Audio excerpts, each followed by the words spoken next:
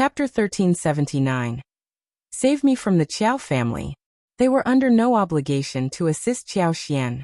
Not only had they refrained from aiding Qiao Xian, but they had also gone out of their way to curry favor with Third Lady and Qiao Wei, particularly Qiao Ko, who acted as Qiao Wei's confidant and strategist, had provided Qiao Wei with numerous ideas to demean and belittle Qiao Xian.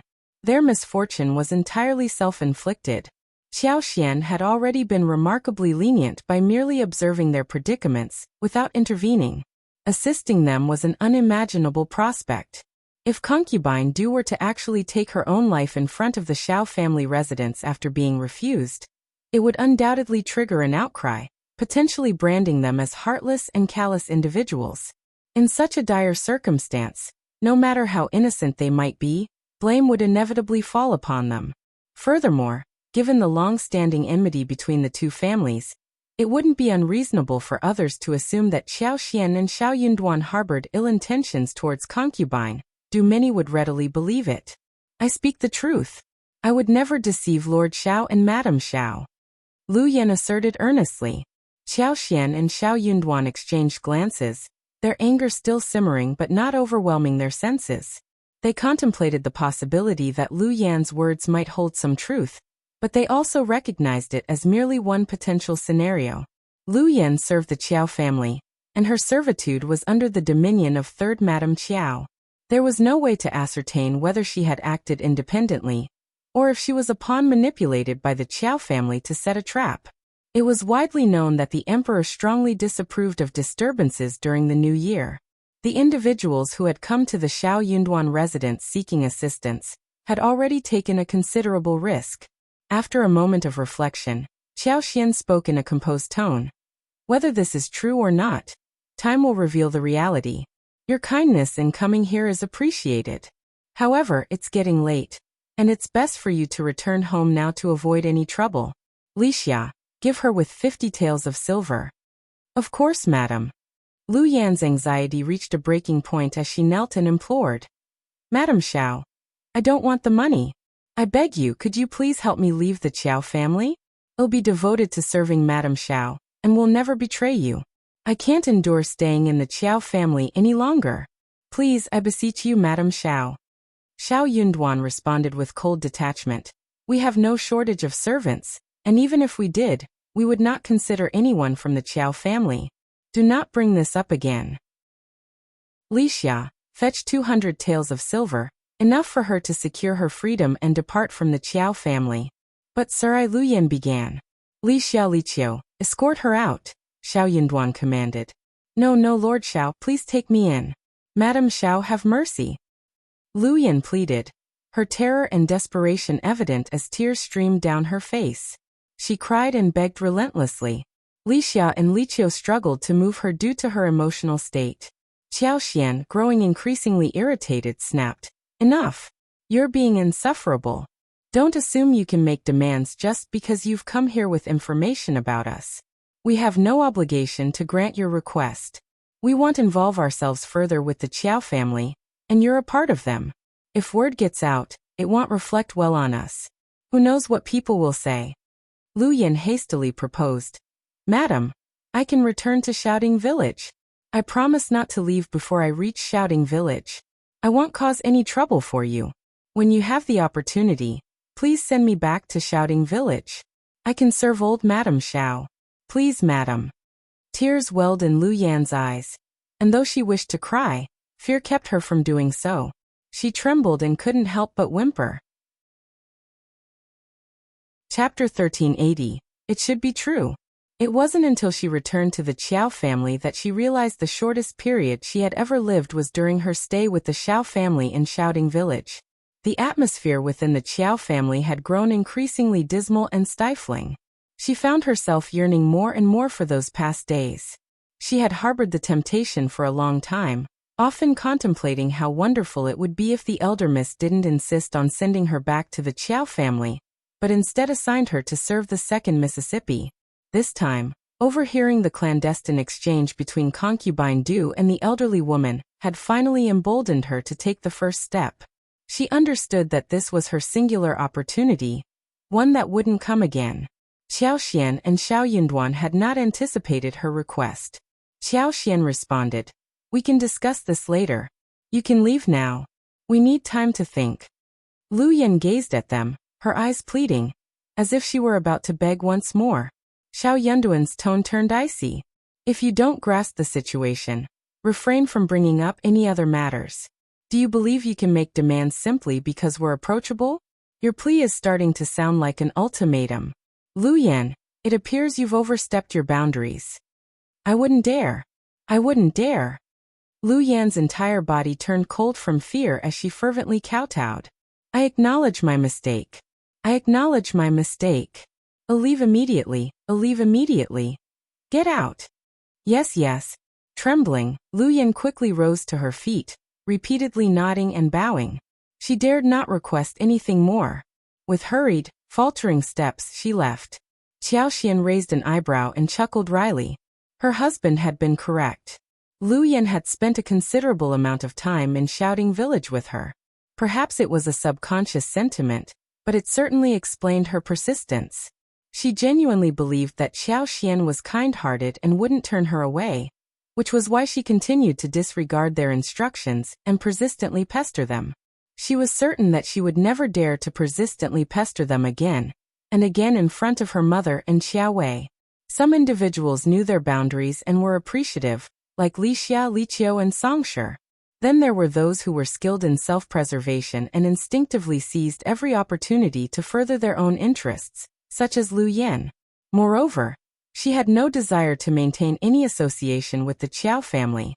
Even if she had considered retaining Lu Yan, she had changed her mind after this revelation. Keeping someone like her could potentially spell disaster. "Husband, do you believe what she said?" Xiao Xian inquired. Xiao Yunduan pondered for a moment before responding. "It appears to be true." Concubine Du and Qiao Ko had exhibited such audacity as to conspire against Qiao Wei's family, right in front of Third Lady Qiao. Xiao Wei hadn't even entered into discussions about marriage yet. Thus, her resentment toward them was unsurprising. Qiao Ko was now part of the Ning family, rendering her beyond the reach of the Qiao family's third lady. It wasn't difficult to imagine the dire straits Concubine Du must be facing within the Qiao family, certainly worse than death. Handling third Madame Qiao and Xiao Wei was no easy feat if they could extend assistance to Qiao Ko. Concubine Du, who had likely been pushed to the brink of despair, would probably accept. Lu Yan's demeanor suggested that she was genuinely anxious and not manipulating the situation. If she had been inclined to lie, she could have easily achieved her goal by requesting a favor and receiving a substantial sum of money from Xiao Xian, then departing contentedly. Instead, her anxiety had led her to beg them and express a willingness to return to Shouting Village to serve old Madame Xiao. Chapter 1381. Really here? Xiao Xian chuckled, saying, "I agree. Let's wait and see." Xiao Yunduan nodded in agreement. On the eve of the Lunar New Year, Concubine Du would inevitably come to plead for mercy. If it turns out to be true, Lu Yan has presented us with a significant opportunity. We should retrieve her indenture. If she's willing, we can arrange for her to leave the capital and provide her with 200 taels of silver as a dowry to secure a proper marriage. They didn't need to seek out wealthy families, but they would certainly avoid placing her with an unsuitable one. As long as she was willing to lead a quiet and obedient life, finding a family that offered stability wouldn't be too challenging. They couldn't provide too much silver, as having an excessive amount could attract unnecessary trouble for a smaller family. With 200 taels, she could construct a respectable green brick tiled house, acquire over 10 mues of land, and still have a significant sum set aside for emergencies. With diligence, her life would be comfortable. Afterward, they could all go their separate ways, with no need for further entanglement. Xiao Yunduan smiled and commented, "That sounds like a great plan. If she has any sense, she'll realize it's the best outcome for her." With their decision made, they eagerly awaited New Year's Eve. In the early morning, spring couplets, door guardians, window decorations, red lanterns, and firecrackers adorned the area. Every household in the alley brimmed with festive cheer and activity. Children ran about with exuberance, undeterred by the cold weather. adding to the vibrant ambience of the already spirited New Year's celebration. Children held a particular fondness for the holiday. They donned the new clothes they had eagerly preserved and pocketed snacks they couldn't bear to eat at home. Most importantly, they knew that on this special day, no matter what mischief they got up to, the adults wouldn't scold them. Such leniency was a rare treat. Inside their mansion, Qiao Xian and Xiao Yunduan busied themselves with New Year preparations. After pasting the couplets, they entered the house. The house was as warm as spring, and the Kong bed was warm. The two large braziers in the house were also burning vigorously. The daffodils, crabapples, and orchids had long bloomed. There were also emerald green calamus, bamboo, and devil's ivy, adding a touch of bright color to the house. The fragrance of the flowers was slightly intoxicating because of the warmth. The evening's menu had been decided upon a few days prior, and preparations were well underway. The large seafood soup had simmered on the stove, perfectly timed for the evening feast. Among the planned dishes were mushroom-stewed chicken, braised venison, stir-fried mutton with green onions, braised carp, chili-infused stir-fried meat, sautéed winter bamboo shoots, and sour and spicy cabbage to complete the auspicious number. Around 10:30 a.m., a series of knocks echoed at the yard's entrance. Qiao Xian and Xiao Yunduan exchanged knowing glances, surmising that their expected guests had arrived. "Second miss. Second young master. Please open the door. Open the door, I implore you." Concubine Dust's voice carried a sharp, anguished tone, almost resembling a cry. It was truly distressing to hear. Fortunately, it was daytime. Had this occurred at night, one might have believed the gates of the netherworld had swung open, unleashing a tormented spirit from the depths of hell. "You are right," Qiao Xian remarked with a wry smile to Xiao Yunduan. "Let's go out and see." "Indeed we must," Xiao Yunduan agreed. The two of them led the way, with Li Xia, Li Qiu, Songshi, and Qingyan trailing behind, as they proceeded to open the door. As it was New Year's Eve, most families were at home. Upon hearing Concubine Dust's cries, a crowd had gathered to witness the unfolding spectacle. They encircled Concubine Du, engaging in hushed discussions amongst themselves. Chapter 1382, No Loss. Xiao Yunduan surveyed the crowd and noticed several unfamiliar faces brimming with curiosity, seemingly reveling in the spectacle. They chatted animatedly with those around them, suggesting this was a carefully orchestrated performance. These unfamiliar faces, enthusiastically fanning the flames and spreading gossip, were likely individuals sent to instigate and sow discord. Xiao Yunduan understood the situation all too well. The Crown Prince had recently faced unjust accusations before the new year, and the fourth prince was still riding high in popularity. Regardless of his personal inclinations, he wouldn't dare to confront the Crown Prince head-on. Even if he was unaware of Xiao Yunduan's involvement in the matter, Xiao Yunduan had no familial ties within this area, and a prior rift had existed between them. It was sufficient for the fourth prince to vent his frustrations on Xiao Yunduan. Furthermore, having such a useful pawn within the Qiao family meant there was no need for him to take direct action. He simply needed to bribe a few troublemakers to stir the pot, incite the crowd, and fuel the rumors. Why wouldn't he employ such tactics? After all, even if it failed, he wouldn't bear any consequences. When Concubine Du spotted Qiao Xian and Xiao Yunduan, she abruptly halted her words at her eyes widening, and her mouth falling agape as she gazed at them in disbelief. It wasn't entirely her fault for being so dense. It had been a considerable amount of time since their last encounter, and this pair of remarkably handsome and poised individuals were none other than Qiao Xian and Xiao Yunduan, the figures from the village. A profound wave of resentment and envy surged within her. How contemptible! What right did they have? Why did she and her daughter endure endless suffering while Qiao Xian lived a life of comfort? Qiao Xian, this humble girl, couldn't possibly compare to her own daughter. She should be the one enjoying such good fortune. Regret welled up within her as she couldn't help but lament what might have been. If only her daughter had married Xiao Yunduan, she could have been the esteemed lady of the house, and even she would have reaped the benefits. However, the reality was far from her wishes. Incensed, Concubine Du shot an accusatory glare at Qiao Xian and Xiao Yunduan, intensifying her cries. "Second miss, second master, I implore you to save third miss. Second miss, when you resided in the pavilion, third miss and I ensured your well-being. During winter, we secretly provided you with warm clothing, charcoal, hot meals, and rice. How could you endure such meager fare in the scorching summer? Third miss would frequently send servants to deliver your own meals in secret. Whenever you fell ill, it was always I who covertly arranged for a physician to prepare medicine for you. Woo second miss, have you forgotten? At first I hesitated to burden second miss, but third miss suffering is beyond measure. Despite my lowly status, I am still her biological mother. How could I bear to see her in such agony? I beseech second miss to save third Mississippi. Please just utter a word, and third miss situation will greatly improve.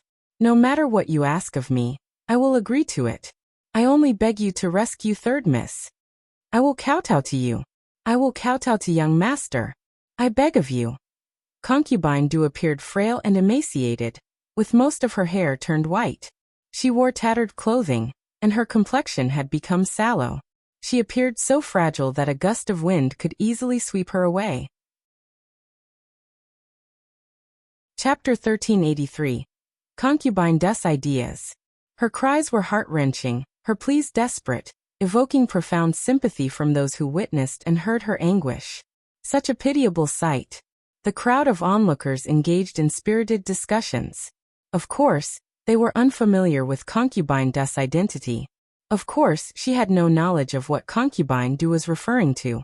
In this moment, the troublemakers and conniving elderly women dispersed among the crowd were proving quite effective. When others inquired out of curiosity, they took the opportunity to provide explanations, all heavily biased in favor of Concubine Du. Qiao Xian and Xiao Yunduan exchanged a glance, a sense of frustration washing over them. Qiao Xian remained silent. There was no point in arguing. Concubine Du's pitiful appearance had clearly garnered sympathy from everyone, delivered with such heartfelt and tearful sincerity. Heshan County was distant from the capital, and the events at the county office remained shrouded in mystery. Qiao Xian lacked concrete evidence. Concubine Du had successfully cast doubt upon her. To refute these claims would be futile, as no one would believe her. It would only appear ungrateful. Li Qiao assists Concubine Du to her feet, Qiao Xian uttered slowly. I prefer to resolve matters amicably rather than engage in melodrama. Yes, madam. Li Qiao and Songshe were well aware of the past events. Witnessing Concubine Du's distortions of truth, their anger surged. Second miss, please extend your aid to third Mississippi. Please, Concubine Du sobbed uncontrollably.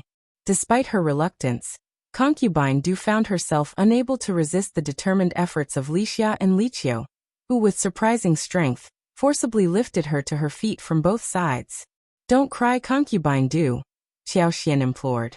Concubine Du's sobs only grew louder. Please, second miss. Li Xia raised her voice. Concubine Du, it's New Year's, and you can speak your mind freely. Why cry in front of our old master and madam?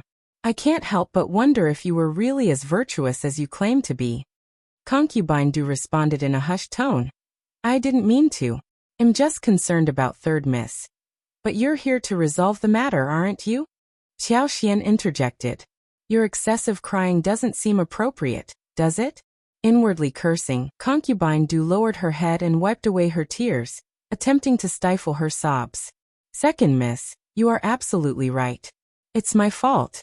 I shouldn't have distressed second miss. Qiao Xian felt utterly repulsed. An elderly woman among the onlookers exclaimed.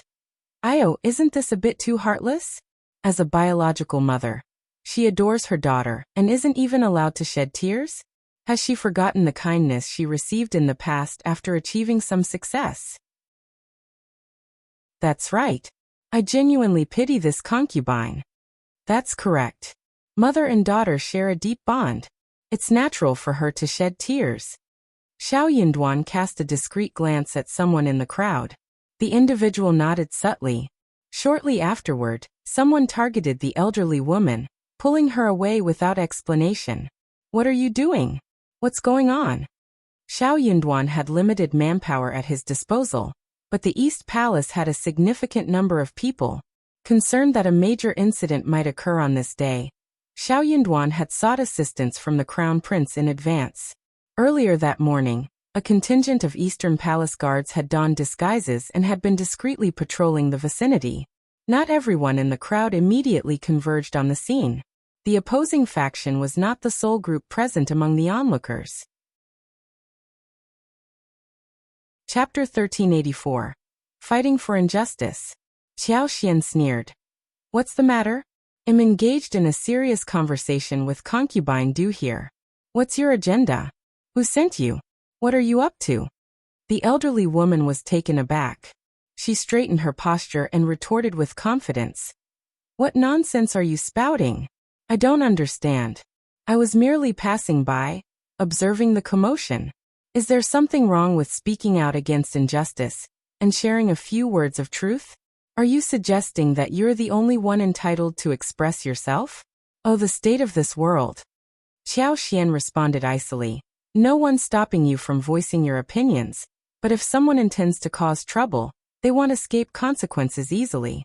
You don't strike me as a local resident. Where are you from? Where's your home? What's your purpose here on New Year's Eve, and why the sudden concern for fairness? The elderly woman became increasingly flustered. She hadn't anticipated Qiao Xian's relentless interrogation. Answering these questions would surely reveal her true intentions. Growing more flustered, the elderly woman retorted. Why should it matter where I'm from or what I'm up to? Am I not allowed to come and go freely? My oh my madam, you're quite the tyrant. Some of the neighbors didn't have the warmest feelings towards Qiao Xian, but they had generally amicable relationships with her and her husband. Qiao Xian's probing questions made it clear that something was amiss. You're right, Madam Xiao. This woman doesn't seem familiar, and her presence here on New Year's Eve is indeed suspicious. Yes, could there be some sort of ulterior motive? At any rate, this elderly woman has a shifty look about her. She doesn't strike me as a well-intentioned person. I concur. Second Miss, please come to Third Miss aid. Second Miss, consider our past interactions and help Third Mississippi. We're prepared to assist in any way. Moved by this, Concubine Du once again pleaded tearfully, on the verge of kneeling, but Li Xia and Li Qiao intervened swiftly to prevent her from doing so. Xiao Yunduan spoke up. Since Concubine Du has requested it, let's discuss this matter openly. Songsher, please enlighten us on Miss Qiao's situation. Yes, old master, Songsher replied obediently. She had been waiting for the Qiao family matter to be resolved, and now she began recounting the events surrounding Qiao Kou's involvement in taking Qiao Wei away. She carefully avoided using the word snatch, as she lacked concrete evidence. Only the Qiao family and the Ning family were privy to the truth. Qiao Xian and Xiao Yunduan had made inquiries, but it wasn't common knowledge. However, when it was revealed that the eldest miss of the Qiao family, the third daughter, had been married to Miss Qiao, the audience exchanged knowing glances. There was very little left to misunderstand. Concubine Du, overwhelmed by anger and distress, began to weep, exclaiming, No, no. Third Miss was framed. It was Elder Miss who disapproved of this marriage and schemed against Third Mississippi. She's innocent. Or I wouldn't have implored Second Miss. I find that hard to believe. How could a concubine's daughter dare to? Wait, what are you doing? A ruffian tried to support Concubine Du, but before he could complete his sentence, two disguised guards promptly dragged him out. Behave yourself, one guard scolded. And what about you? You're not a local, are you? Where did you come from? Are you merely passing through, championing justice? The hooligan was left speechless, as the neighbors erupted into laughter. Now all eyes were fixed on Concubine Du with even greater intensity. Chapter 1385. Lord Xiao is too amazing. Initially, they had placed 99% trust in her account. When the elderly woman was apprehended, their faith dropped to 70%. Now, their confidence in her narrative had dwindled to less than 30%. Was it mere coincidence? A happenstance passerby? A champion of justice? In their minds, such coincidences simply didn't exist. The hooligan sneered. And who might you two be? Are you targeting me specifically? Xiao Yunduan responded with composure. Certainly, I invited him. I had heard that there might be trouble today, so I took precautions. I didn't anticipate running into you before the troublemaker showed up." The ruffian found himself at a loss for words. The elderly woman, too, appeared somewhat dumbfounded. The other ruffians and elderly women in the crowd discreetly adjusted their expressions. Who would dare make a move now? How many more individuals might be hidden among them? Lord Qiao had proven himself formidable. Concubine Du, although fuming, had a growing suspicion that Xiao Yunduan's remarks were directed at her. Nevertheless, having come this far, she had no intentions of retreating. So what if they had foreknowledge of her intentions to disrupt the event? Her motives extended beyond mere disruption. Madame and the eldest miss had no intentions of granting her an easy escape. Her life had already been filled with torment, with no glimmer of hope. If sacrificing her meager existence could aid her daughter, she was more than willing to do so. Concubine Du made a resolute decision and sobbed. "Second miss, I'm speaking the truth. Please, second miss, don't believe the rumors, you're unjustly accusing third miss. Old master and madam favor elder miss above all. And third miss is just the daughter of a concubine. How could she ever compete with them?" I was initially afraid to challenge or voice my grievances, but third miss' suffering has become unbearable. I'm even willing to sacrifice my life to vindicate my innocence. I beseech second miss for help. With these words, Concubine Du managed to break free from Lixia and Liqia's grasp and rush toward the wall. Though Lixia and Liqiao had been prepared, they had underestimated the desperation of someone willing to die. Concubine Du eluded their grasp. A collective gasp of shock rippled through the crowd. Qiao Xian's expression shifted drastically. Thankfully, Sunbai acted with lightning speed, kicking Concubine Du aside. Concubine Du let out a pained groan as she tumbled to the ground. Lixia and Liqiao, who were petrified with fear, rushed forward and held her firmly, their faces dripping with cold sweat. Their impulse being to shake some sense into Concubine Du, this troublemaker. Qiao Xian breathed a sigh of relief, her palms damp with perspiration. Xiao Yunduan held her hands and whispered reassuringly, "Don't fret." He couldn't afford to underestimate the fourth prince. Since he had sought the crown prince's assistance, he had likely planned for every contingency. The maneuver was executed against Concubine Du. Qiao Xian bellowed. "Concubine Du, we have nothing against each other, and you came to my house to end your life. If you go through with it, won't it also be my fault? Your intentions are unforgivably malicious. You've certainly earned your title as a mother. Whether Qiao Ko is truly wronged is a matter for Qiao Wei and the Ning family to determine, not you. You don't hold the ultimate authority in this situation. However, it's an indisputable fact that she meddled in Qiao Wei's marriage. Third Madam Qiao is venting her anger on your behalf, and you can't paint yourself as entirely innocent or pitiable. Your own failure lies in not instilling proper values in Qiao Ko. All of these issues are entirely unrelated to me. The troubles of the Qiao family have no bearing on me whatsoever. It's absurd that you turn to me for such matters." Chapter 1386. Maybe punishment. You concocted those words entirely on your own. Listen to yourself. Don't make a mockery of your own words. You're well aware of what you and your mother put me through in the past. Don't think you can spew baseless accusations with impunity. You claim to have done me a favor? What a laughable notion. Concubine Du, her voice trembling with tears, said, "Second miss is no longer the person she used to be. If you refuse to acknowledge it, I have nothing more to say." "Is that so?" Xiao Yunduan responded icily. "Why should my wife admit to fabrications? My wife is compassionate, and she used to overlook the past, but you've pushed her too far. You're twisting the truth and attempting to shift blame. Since you're intent on pushing this to the brink, I'll grant your wish. Attack." At Xiao Yunduan's command, the undercover guards hidden among the crowd acted as one, swiftly apprehending the suspicious individuals causing a commotion.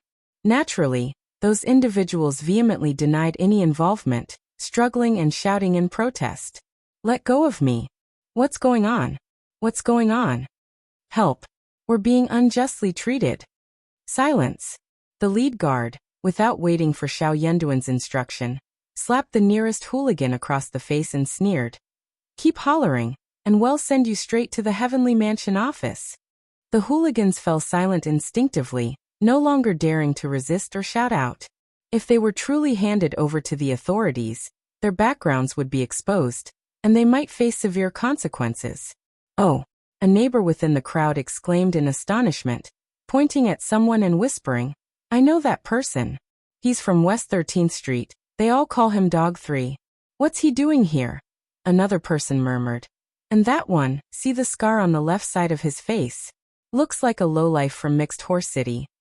These individuals are no reputable citizens. What a stroke of luck. Why would these people be here to witness the commotion?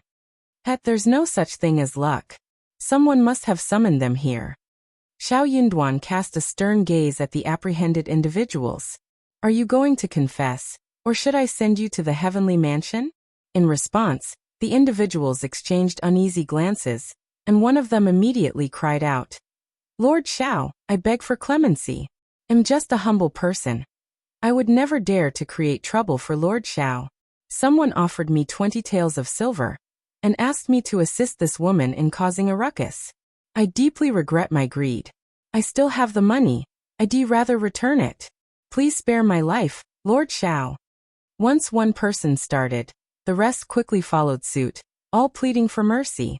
Their stories were similar, but the sums of silver were not consistent. Some had been offered 20 taels, others 30, and some a mere 10. It was their own greed that had lured them into this predicament. What led them to defy the officials of the imperial court and the crown prince was the promise of quick riches. They typically engaged in all sorts of illicit activities, but were well aware of their place within the capital. They knew better than to provoke those they shouldn't cross. Originally, they had believed they could make a substantial profit while remaining hidden in the crowd, inciting trouble without ever showing their faces. It seemed like a cost-effective scheme. However, they hadn't anticipated getting apprehended and exposed. It was a humiliating predicament. Out of the 7 individuals captured, 3 had managed to evade capture, having hidden themselves well. However, these 7 people were enough to explain the problem. Chapter 1387. Serves you right to Concubine. Thus expression darkened. "I had nothing to do with this. I don't know them. I didn't summon them." Qiao Xian sneered. "Of course Concubine do. It's not you, and it has nothing to do with you. They just coincidentally strolled by and decided to take your side." Laughter erupted among the neighbors. Xiao Yunduan questioned, "Do you expect us to believe your words?" Concubine Du persisted. "I swear, I had no part in bringing them here." Qiao Xian challenged, "Will you swear that if your daughter, Qiao Ko, conspires against Qiao Wei's marriage, she'll face a solitary, unsupported existence for the rest of her life?" Concubine Du conveniently ignored Qiao Xian's remark and continued shaking her head. "It's not related to me. I didn't summon these individuals. Third Miss is innocent. Second Miss, please help her." Before Qiao Xian could respond, the neighbors burst into laughter. "Absolutely, it's all just a chance encounter." "That's correct. These troublemakers are here to support Concubine Du." "Well, what a remarkable coincidence. Haha. I used to think she was a pitiable woman, and she fooled me with her pretense of innocence. I told you, Madame Xiao and Lord Xiao aren't ungrateful. Regardless, it's inhumane to meddle in my sister's marriage." "Exactly. She deserves to be schooled by the mansion's mistress." "Indeed, she's getting what she deserves. She tried to take her own life in front of Lord Xiao's residence to force Madame Xiao to assist her daughter. She's quite ruthless. Isn't she afraid of death? Who isn't afraid of death? I think she'd rather endure the mistress' wrath than continue living. Look at her.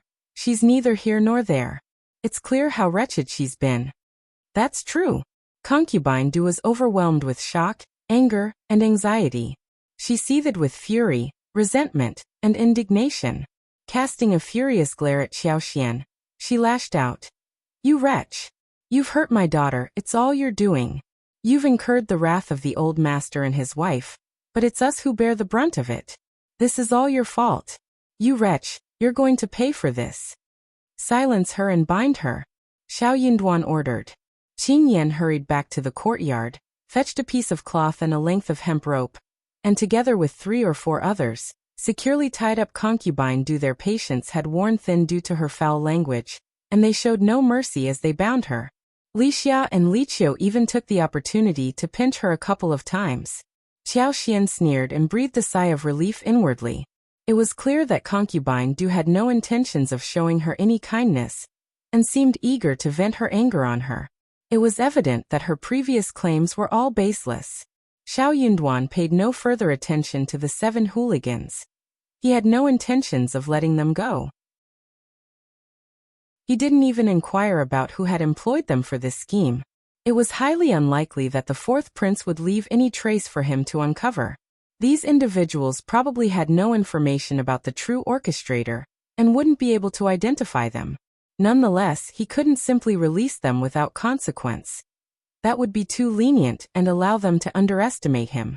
Xiao Yunduan compelled them to surrender the money they'd received, and distributed it as a reward to the East Palace guards.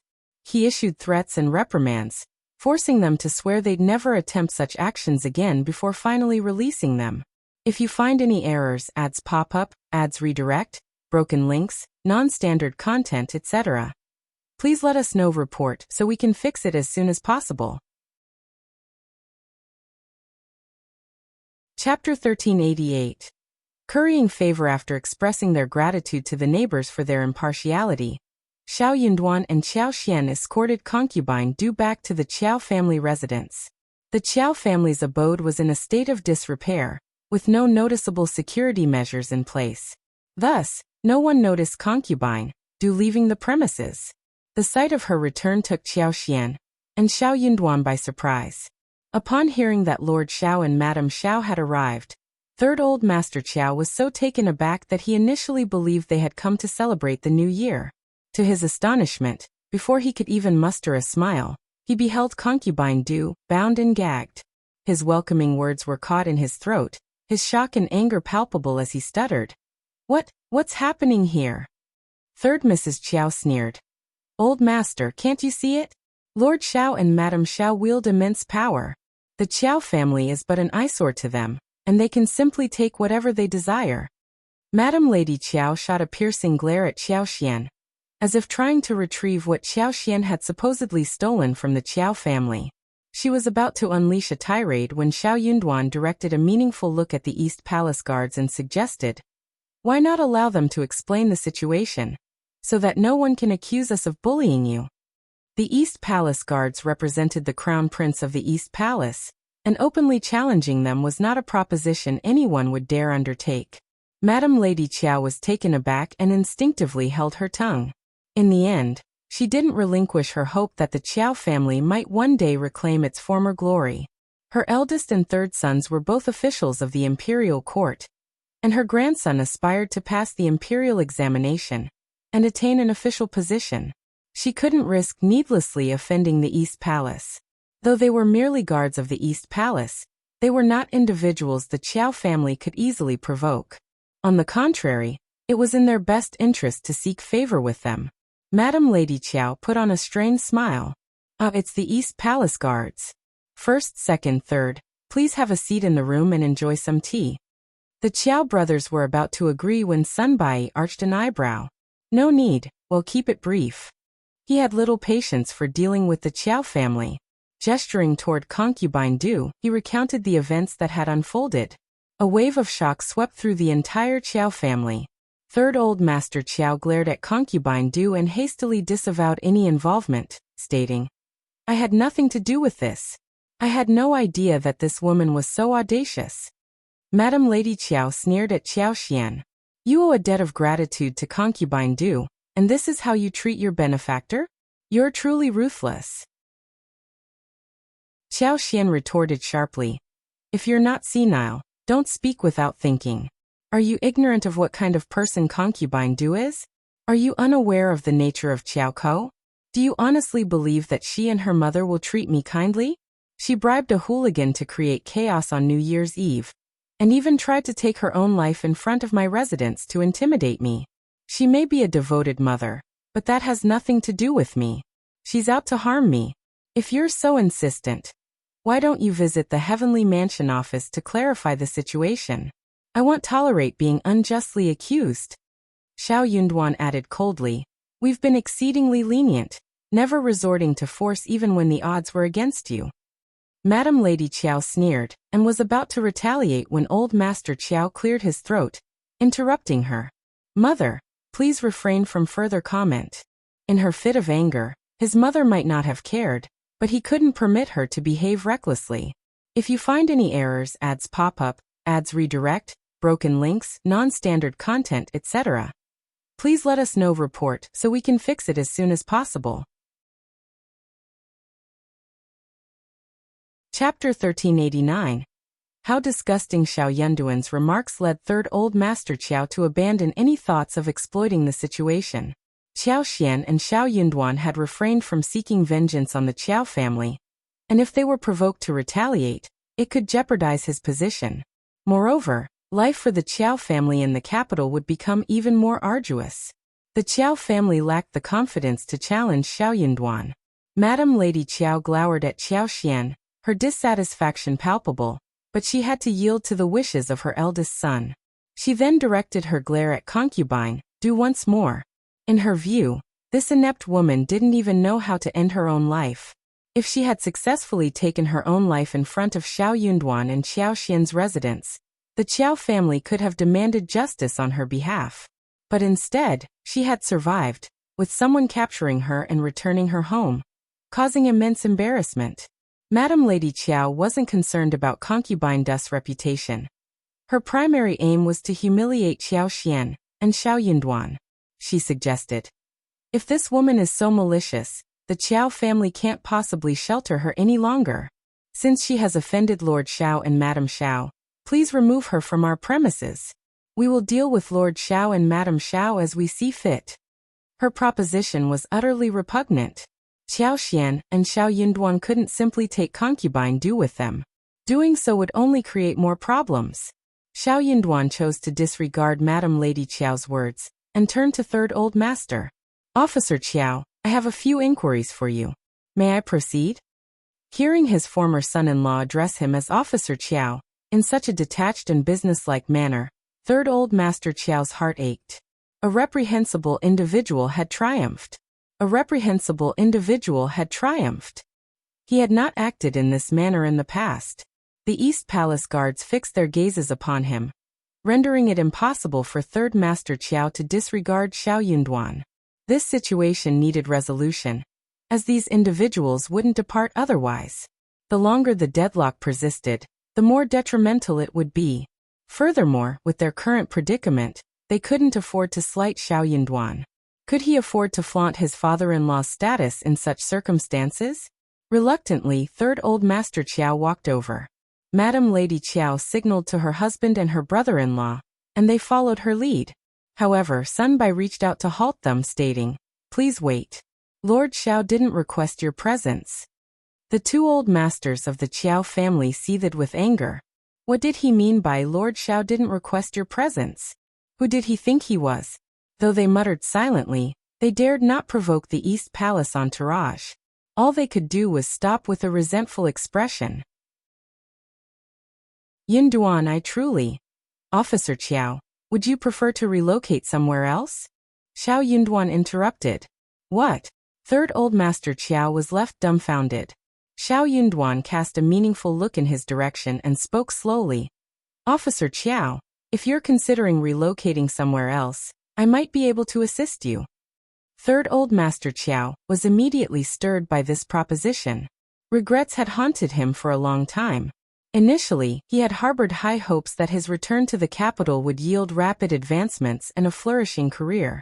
Little did he anticipate that, after squandering a considerable sum of money, he would only deteriorate further.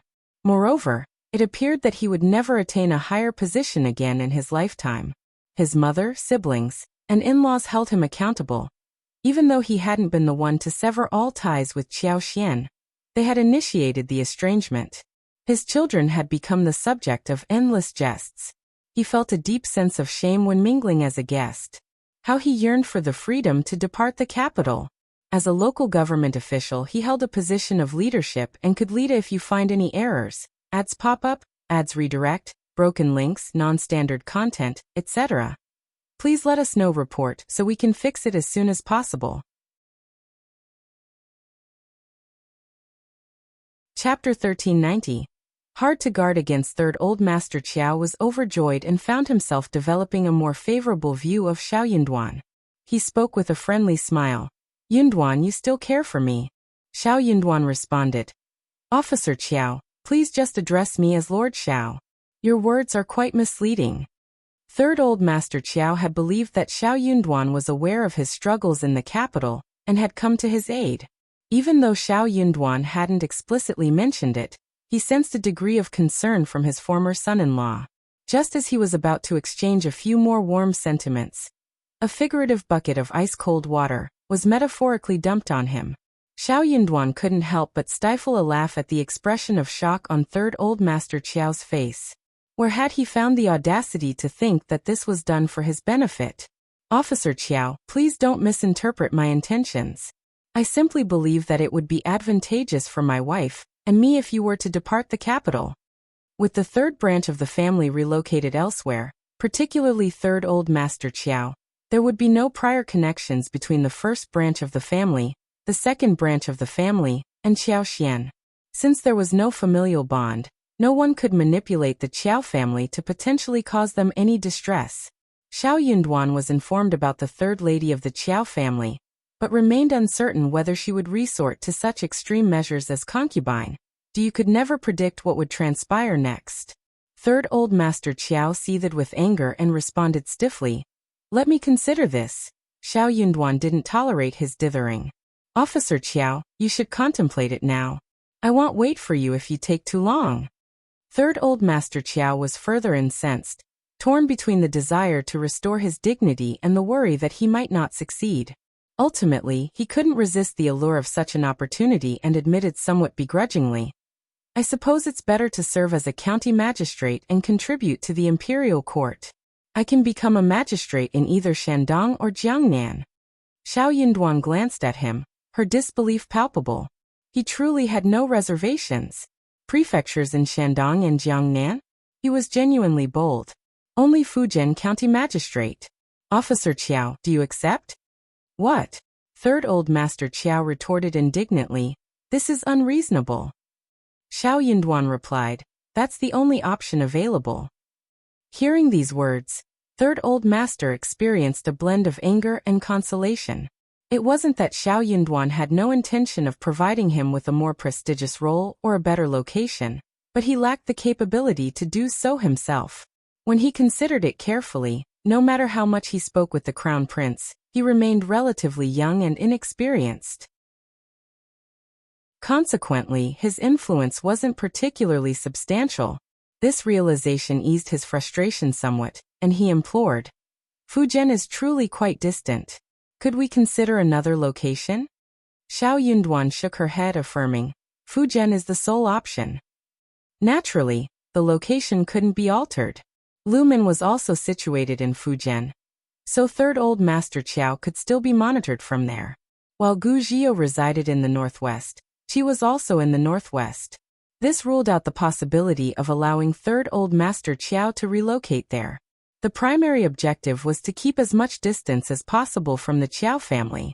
Though Third Old Master Qiao's anger flared intermittently, he found himself restrained by his circumstances.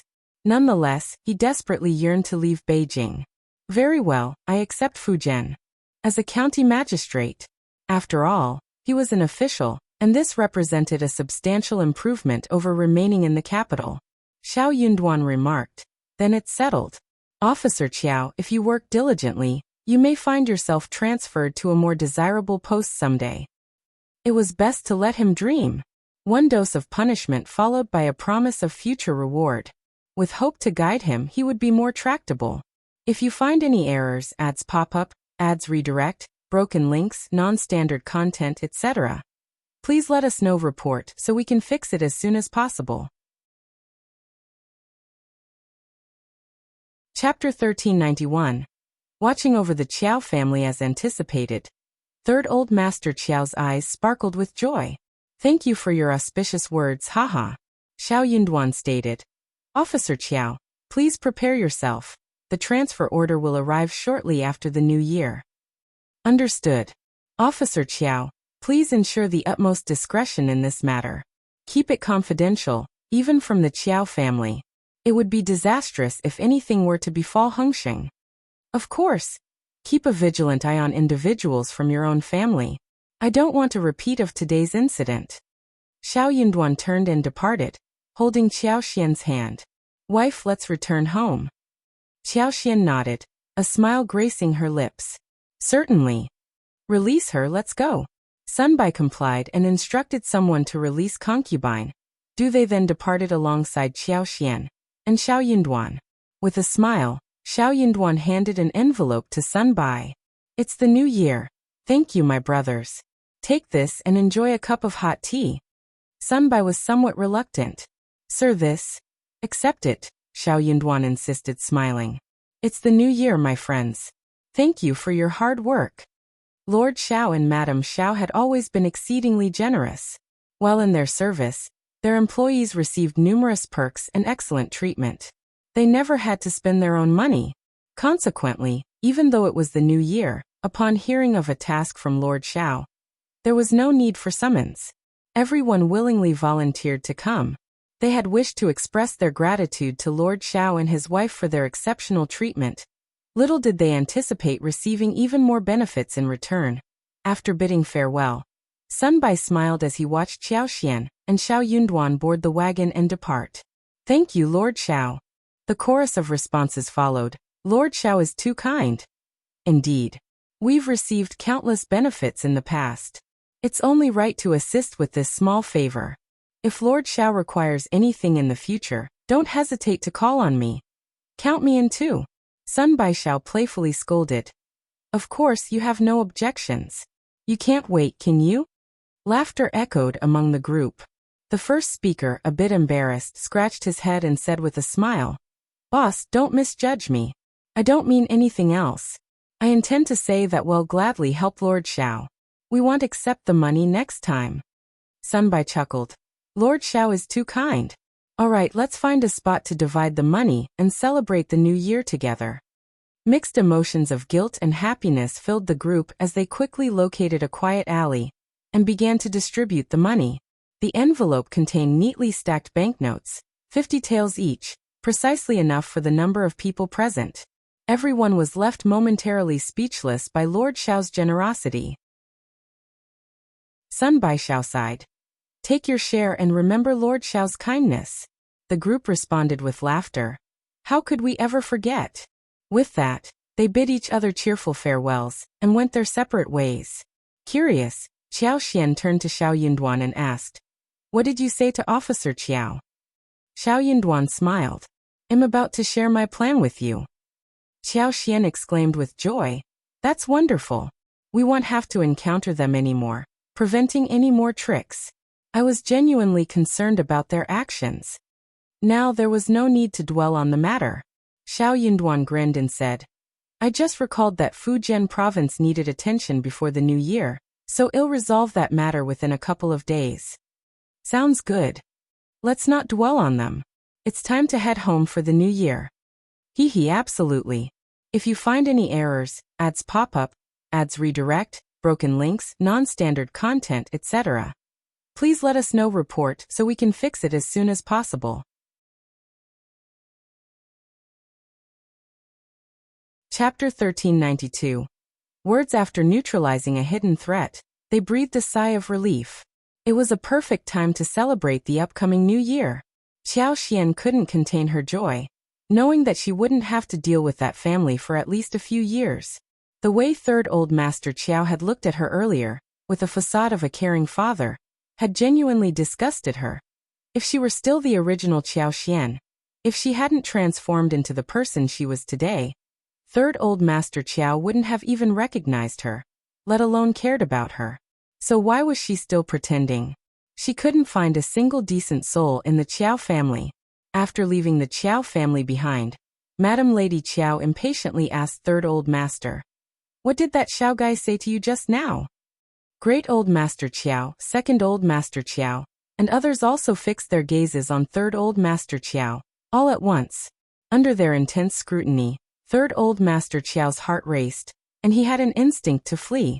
Reflecting on Xiao Yenduan's warning not to disclose the transfer to the family, he began to understand. It was nothing. He inquired about Concubine Du, and I had to clarify things.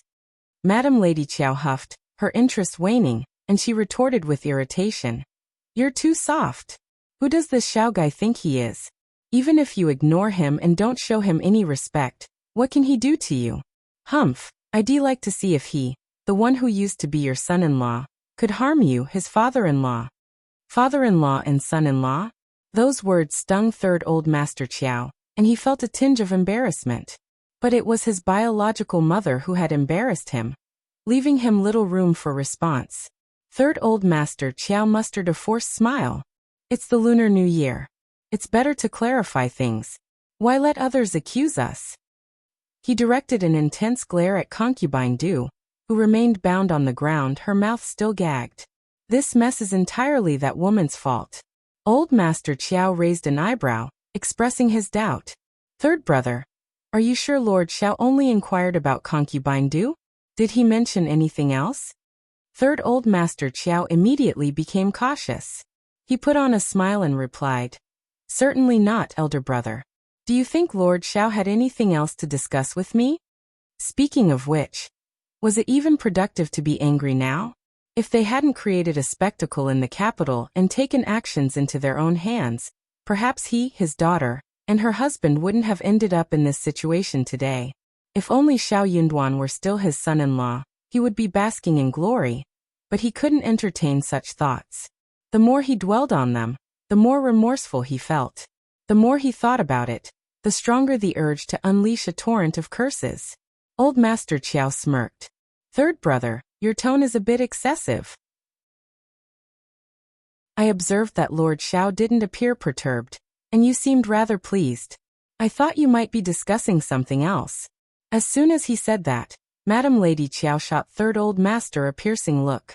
Third brother, don't try to deceive us. That's right, Third brother. Second Old Master Qiao chimed in with a smile. If there's anything advantageous, you shouldn't keep it to yourself. Third Old Master Qiao found himself harboring an indescribable sense of disgust. He strained a smile and said, Mother, elder brother, second brother, you needn't worry. We're family after all. Of course, of course. Second Old Master Qiao snorted. It's good that you understand. We've been dragged into this mess because of you. If it weren't for your daughter and son-in-law, our family wouldn't be in such dire straits. Third Old Master Qiao barely managed to hold back a torrent of curses. If you find any errors, ads pop up, ads redirect, broken links, non-standard content, etc., please let us know. Report so we can fix it as soon as possible. Chapter 1393. Really dumb. Madam Lady Qiao and the others voiced their agreement, venting their grievances for a while before departing. Third Old Master Qiao seethed with anger and instructed someone to remove Concubine Du. He intended to question her in detail. Back in the house, he ordered the servants to untie Concubine Du before she could catch her breath. Third Old Master Qiao delivered a brutal kick, causing her to scream and tumble to the floor. You wretched woman! The audacity of your actions! You've become quite bold, daring to do something like this. Speak up, who ordered you to do it? Concubine Du, cold, hungry, filled with hatred and anger, was no longer afraid. She rose to her feet, laboriously fixing her gaze on Third Old Master Qiao. Her eyes filled with contempt. Who do you think had the power and the nerve to give such orders? Don't you already know? Even if you do, I doubt you'd dare to utter a word. You, my co is suffering. As her mother, I am powerless, and you as her father are just as useless. Utterly useless. You can't even protect your own daughter. Oh my dear Co. How dare you? Third Old Master Qiao was so furious that his heart ached. He pointed at Concubine Du in a mixture of shock and anger. You vile woman. I never expected this of you. I misjudged you. No wonder you corrupted Co so thoroughly. You and your daughter overestimated yourselves. attempting to climb the social ladder behind my back. In the end, you've only brought harm upon yourselves. Is that my fault? No matter how harshly I may have treated you over the years, you've still provoked someone I cannot afford to antagonize. Do you truly believe you can escape unscathed? You're living in a dream. No matter what happened to third girl today, she brought it upon herself. She can't place blame elsewhere for the bitter consequences of her actions. Do you think I wanted to? Concubine do burst into tears. If Ms. Dong and Qiao Wei hadn't been so cruel and disdainful, we wouldn't have resorted to such measures. It's all Ms. Dong's fault. Your virtuous wife is entirely to blame. Concubine do lashed out at third Madame Qiao with ferocity for her past actions. Her eyes shot flames, her contorted face bore a venomous expression, and her vulgar words dripped with malice. Her rage left third old master Qiao utterly dumbfounded. He was truly stunned. As he gazed upon the enraged concubine do, he quivered and felt a shiver run down his spine. Who were these people surrounding him? Was this the concubine he had cherished for so many years? The woman he had shared his bed with and treated tenderly? Concubine do ranted to her heart's content, stopping only when she was breathless. She fixed a malevolent glare on third old master. Her gaze left him in such shock that he almost took a step back. Then Concubine do suddenly erupted into laughter.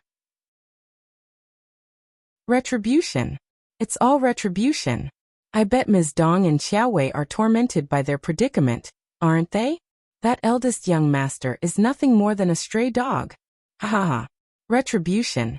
This is Ms. Dong's retribution. You silence. Third old master Qiao scolded with anger. I think you've gone mad. So what? It's all your fault. You pushed me to do this. You wretch. Ha ha ha ha. Third old master Qiao glared at Concubine do, feeling helpless. He could not possibly get her killed either. If you find any errors, ads pop up, ads redirect, broken links, non-standard content, etc., please let us know. Report so we can fix it as soon as possible. Chapter 1394. It's too late to say anything now. Contemplating Concubine Du's biting words about retribution, old Master Qiao felt a deep sense of sorrow. Could it truly be retribution? Yet he also harbored a profound sense of injustice. What had he done to deserve this? He had done nothing. Thinking of his virtuous wife, Ms. Dong, Xiao Yunduan found her amusing and pulled her close for a kiss. All right, as you wish. If you ever encounter any difficulties, remember to inform me. You needn't resort to being a bad person. I'll handle it. Being an officer, Xiao Yunduan had the authority that demanded respect. The residents of the imperial city were both knowledgeable and tactful, and they understood the nuances of diplomacy. Qiao Xian responded with a smile. Xiao Yunduan's gaze grew intense as he held her tightly. It's getting late. Let's take a break. Qiao Xian met his gaze, and her heart raced. She blushed and averted her eyes, whispering, All right. Xiao Yunduan lifted her in his arms and headed back to the bedroom. In early summer, roses were in full bloom, and durian flowers blazed with crimson. Peonies were also at their peak. During this splendid season, women in the capital often hosted various grand events to appreciate the flowers. Some had extended invitations to Qiao Xian, including the wives and daughters-in-law of Xiao Yunduan's colleagues, or those connected to officials from the Crown Prince's faction. Social engagements were inevitable. While Qiao Xian preferred to prepare delicious meals at home, and spend her husband's breaks exploring mountains, visiting lakes, and enjoying the landscapes of Yinshui town, she couldn't decline these invitations. Due to Xiao Yunduan's youthful promise and his high standing in the East Palace, the women always held back their true feelings around Qiao Xian. Some may have displayed their disdain through their attitudes, but none dared to voice it aloud. Qiao Xian, however, was never one to subscribe to such notions. She remained unruffled. The fact that Xiao Yunduan had turned down Tian Shanshan and chosen her was enough to arouse jealousy and resentment among many women for his sake. How could a concubine's daughter like her be so fortunate? Some even envied the financial success Qiao Xian and Xiao Yunduan had achieved at such a young age. Since their arrival in the capital, they had purchased a house and over 1,000 mu of land. It was rumored that a small plate of strawberries at Jinquan restaurant cost nearly 1 tael of silver, and carrying more than 500 grams cost over 2 liang. Qiao Xian could supply more than 50 kilograms a day. How much could they potentially earn in a month? Some couldn't help but utter sour remarks in her presence, all of which Qiao Xian skillfully deflected with a smile. She preferred not to retaliate, as she didn't want to come across as confrontational. However, one day, someone visited the East Palace, and Princess Consort personally sent a message, informing her of their plan to visit the fourth prince's residence for a flower viewing event the next day. It was an invitation extended by the fourth princess consort. Qiao Xian couldn't decline Princess Consort's request, but inwardly, she felt a tinge of annoyance. What was the fourth princess consort's intent? If she genuinely wanted Qiao Xian as a guest, she could have simply sent an invitation. Yet, instead of mailing an invitation, she had Princess Consort deliver the message personally. While it was virtually certain, it wasn't appropriate to disclose it prematurely, lest they slip up. The two of them took the opportunity to give them lessons. If you find any errors, ads pop up, ads redirect, broken links, non-standard content, etc., please let us know. Report so we can fix it as soon as possible. Chapter 1395. Calling her fat. After Xiao Yunduan and Qiao Xian departed, the household responsibilities fell upon those remaining. They had to tend to the fields, particularly the potato crops. Song Shi, Li Xia, and the others approached their tasks with confidence and determination. With the arrival of the new year, the usual round of social engagements began. The princess consort of the East Palace extended an invitation to Qiao Xian for a banquet.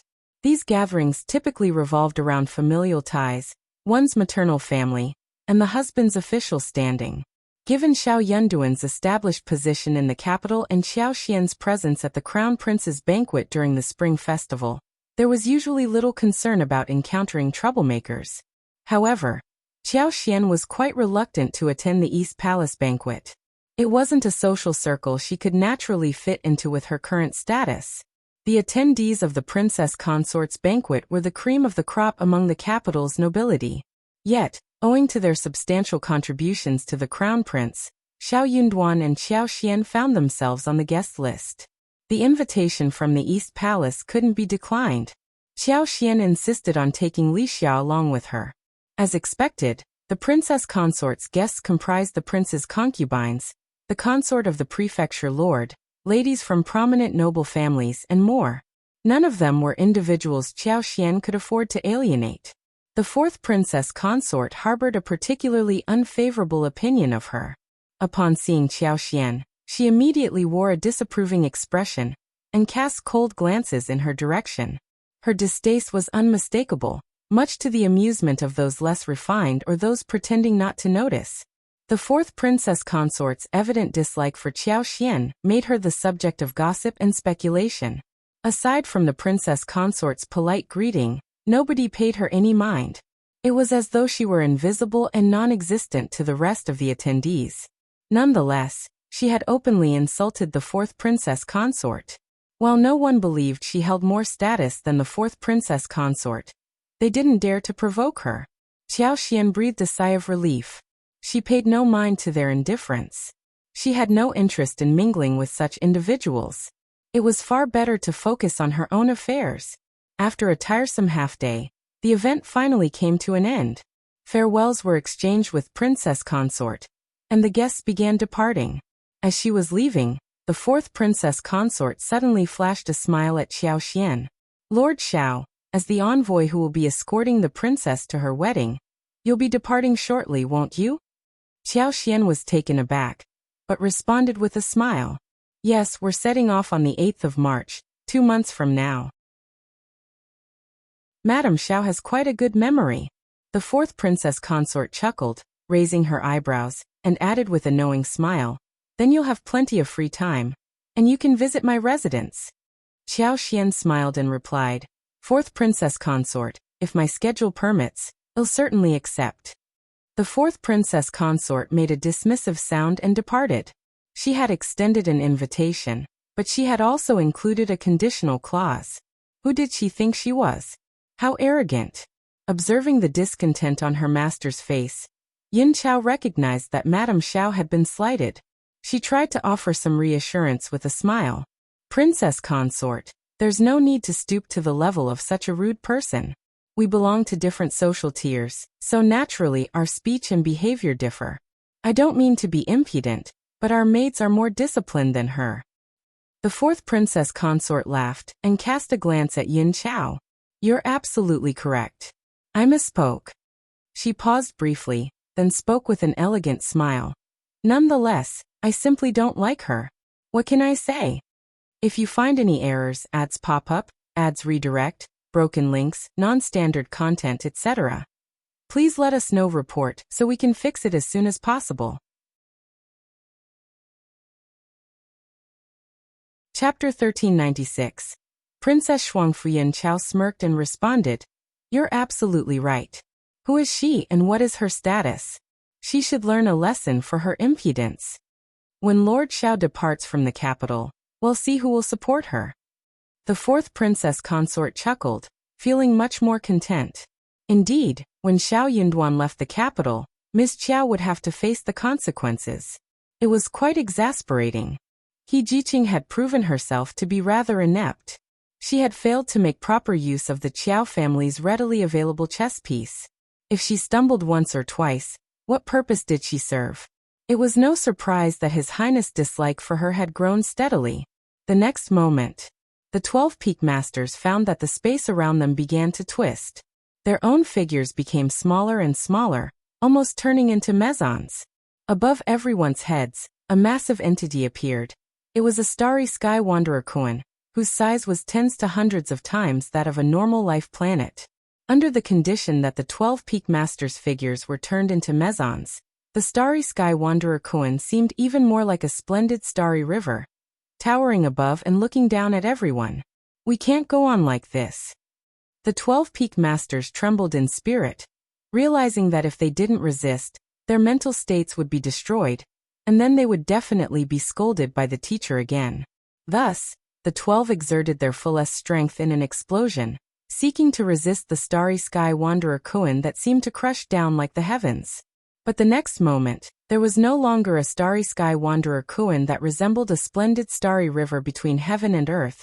The 12 peak masters' figures also returned to normal, and the twisted space quickly calmed down.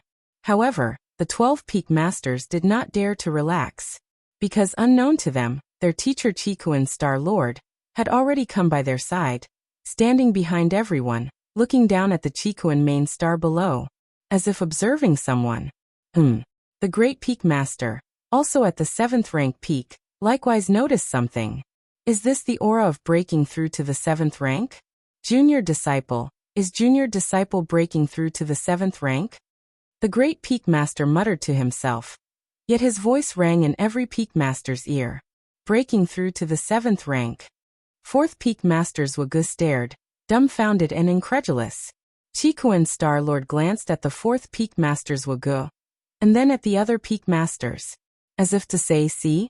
Now do you understand why I didn't call your junior disciple over? The 12 peak masters were utterly bewildered. Xiao Yunduan didn't entirely agree with this course of action, but he couldn't help feeling both pleased and concerned about it. He was pleased that the crown prince displayed a compassionate and humane side, but he also sighed because this situation could lead to complications. It would be perfectly fine if everything went smoothly, but in the event of any trouble, it wouldn't be a laughing matter. The following day, a disguised Princess Shuangfu left the palace with her maid, Biyun and Auntie C. They met Xiao Xian at a tea house. Princess Shuangfu occupied a private room by the window, and watched the lively street scenes outside with genuine interest. Her eyes filled with wonder. She was intrigued by everything around her. She would engage in light-hearted conversation with Bai Yin and Auntie C, inquiring about a variety of topics. Despite Auntie C being close to 40 years old, she had entered the palace at the tender age of 10. Over the years, she had left the palace only twice, and both instances had been strictly regulated, offering limited freedom. Many of Princess Shuangfu's questions stumped Auntie C. Nonetheless, The mistress and her servants engaged in animated conversations, sharing laughter and mirth. Princess Shuangfu unexpectedly felt that she wasn't as opposed to this marriage as before. After all, she had no family or relatives in the Great Qin Empire. Transitioning to Qingdi was a possibility. Rumor had it that Qingdi was devoid of the rigid rules and restrictions she encountered in the palace. She envisioned herself no longer confined to a gilded cage. Princess Shuangfu couldn't wait any longer. She decided to leave the palace early.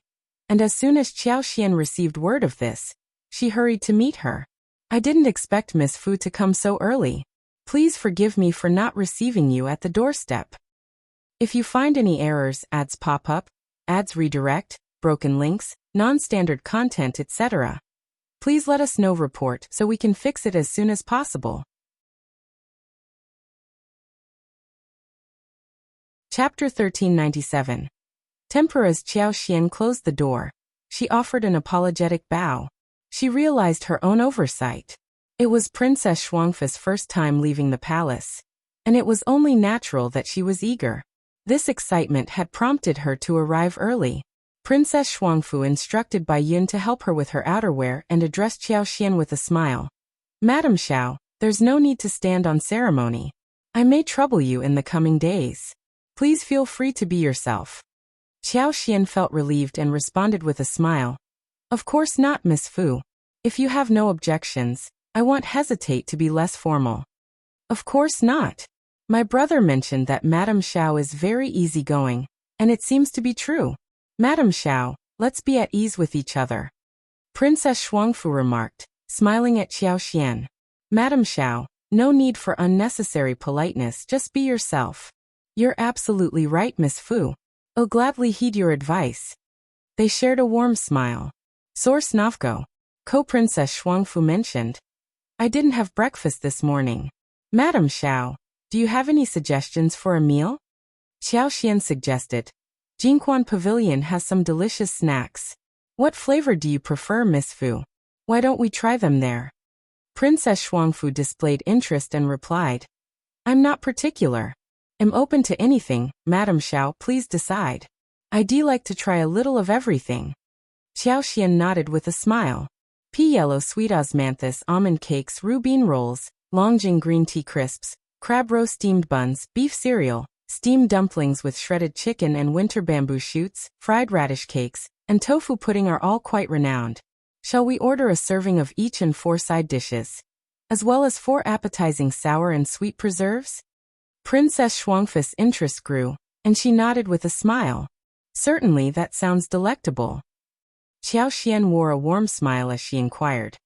What type of tea do you prefer? Princess Shuangfu responded with a smile. Madam Xiao, I'm not particular. I'll gladly accept your suggestion. Qiao Xian contemplated for a moment and suggested, how about a pot of jasmine tea? Sounds wonderful. Li Xiao called the waiter over, and Qiao Xian proceeded to place the order for the tea and snacks. The waiter, attentive and cheerful, confirmed the order and assured them of a prompt delivery.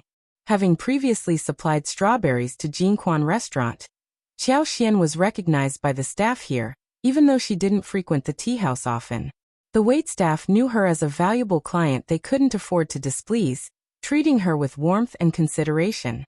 Princess Shuangfu expressed her envy, saying with a smile, Madam Xiao, you must be a regular at this tea house. I envy you greatly.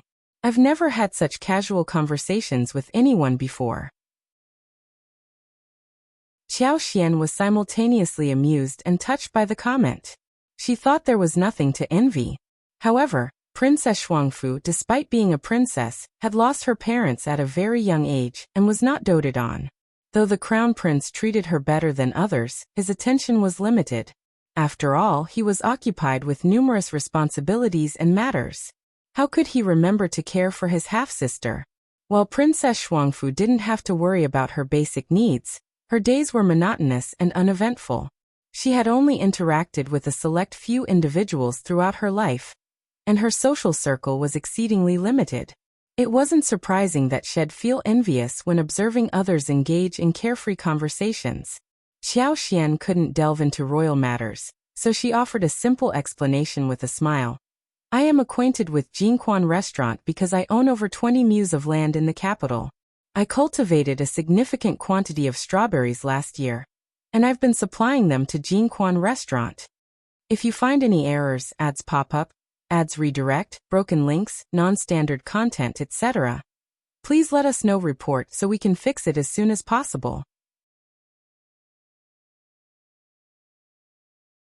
Chapter 1398. Not going home. I obtained this delectable strawberry from a distant location, a unique and exquisite fruit that only I possess. It has an exceptionally limited supply, exclusively reserved for Jinquan Pavilion. Naturally, we have influential connections. It's a shame that the timing isn't quite right at the moment. Otherwise, you might find it equally delightful.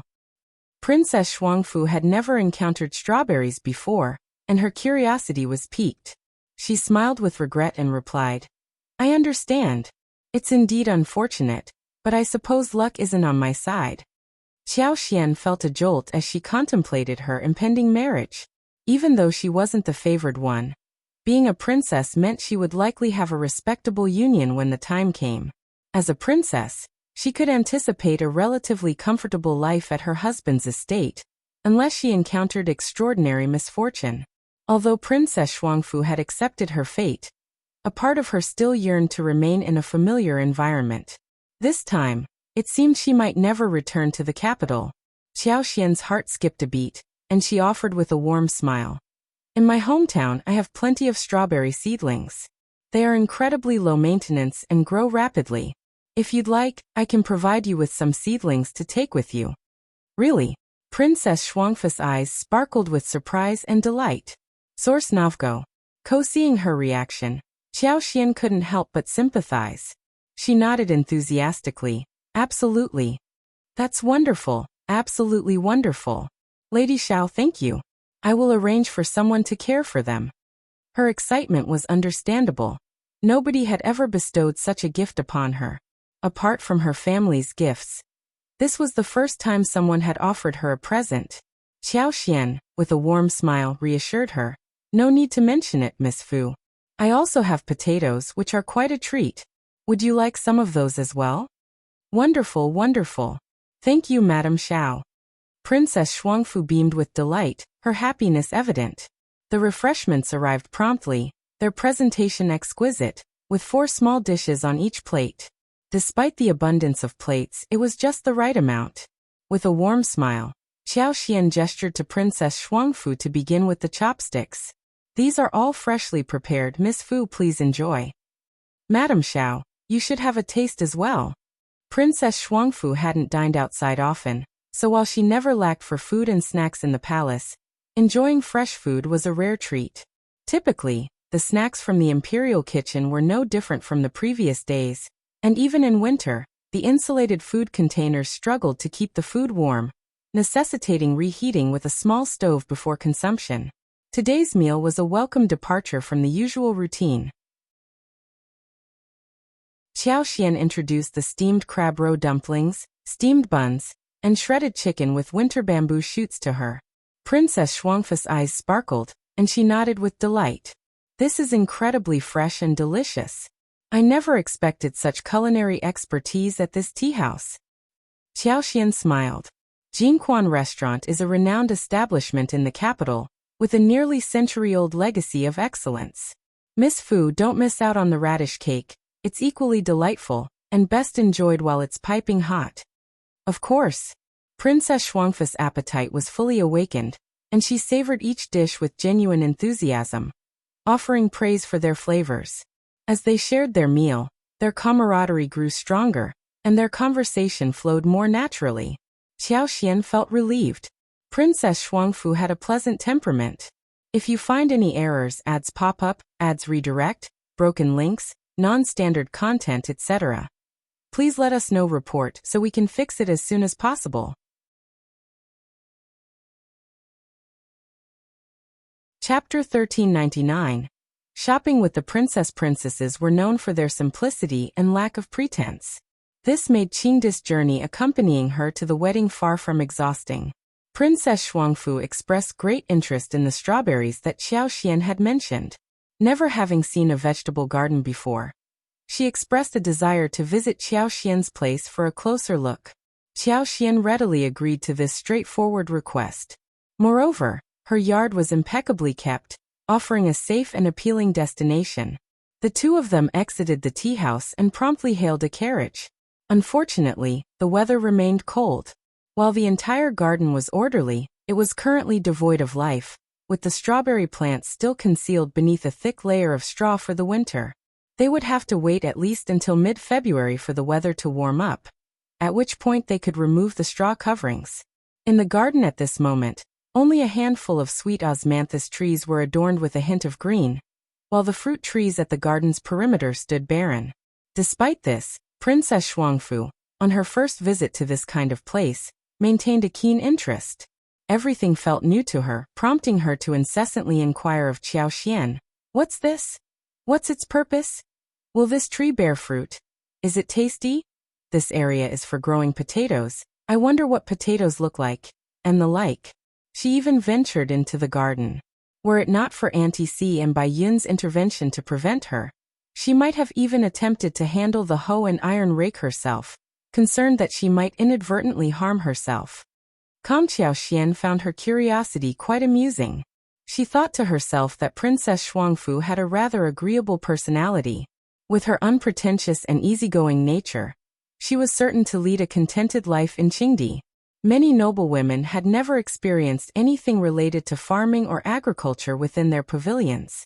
Nevertheless, very few treated Princess Shuangfu with disdain, condescension, or contempt.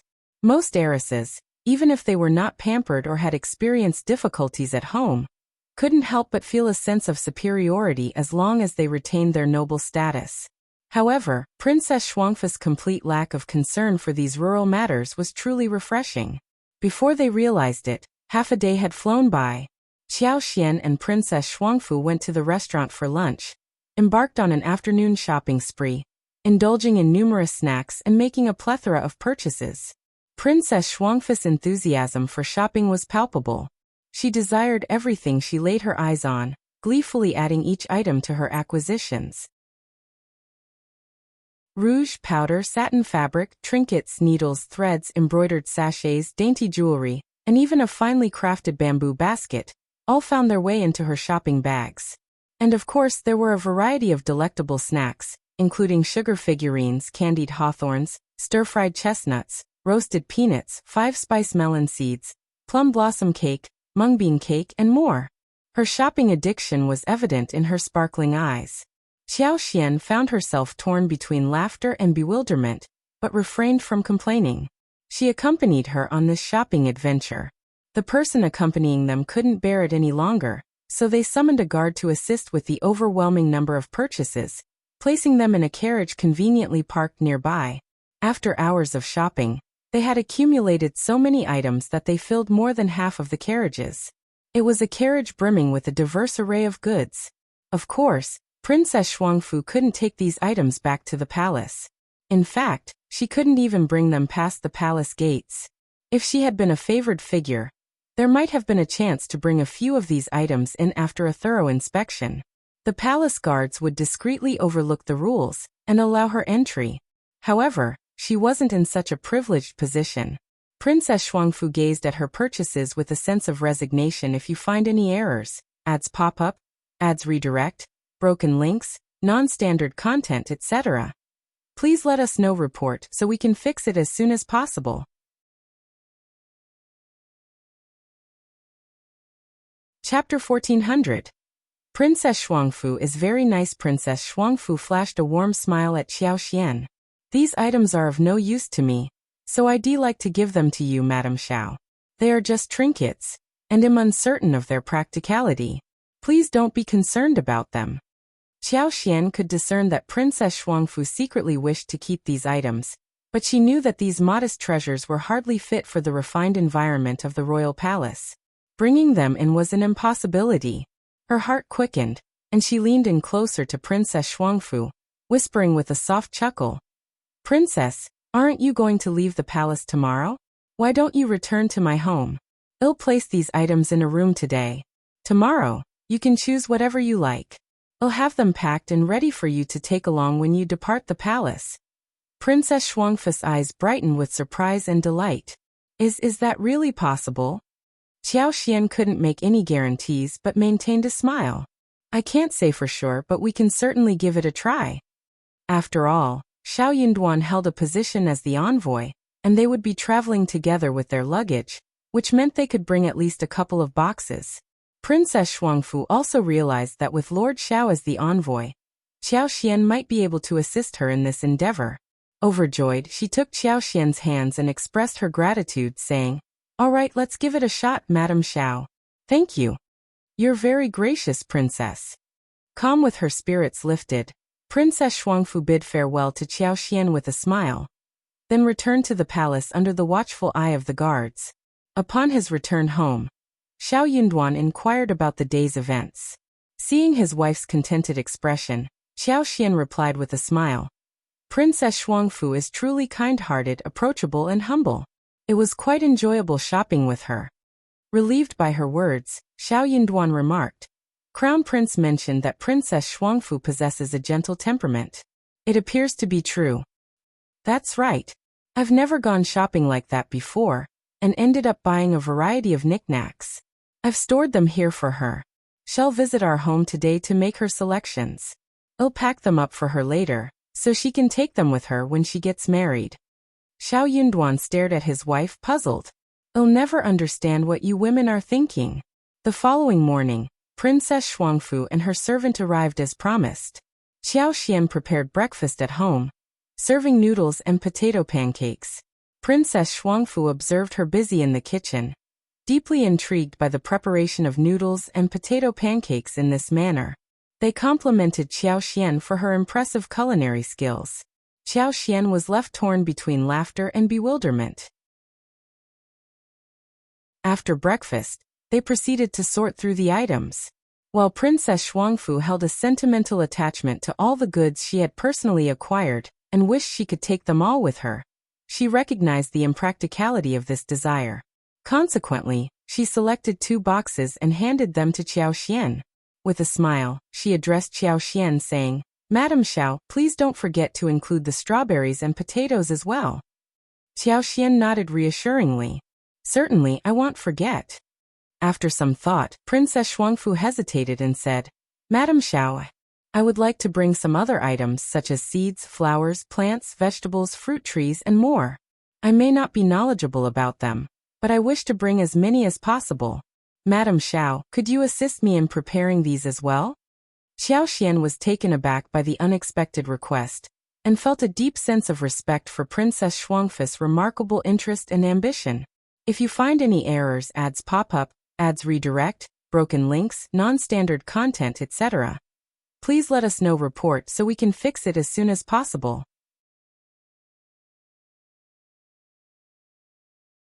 Chapter 1401. That can't be better. Princess Shuangfu had grown up in the secluded palace, where such thoughts were a rarity, even if they happened by accident. In their era, maps were a precious commodity, not readily accessible to all.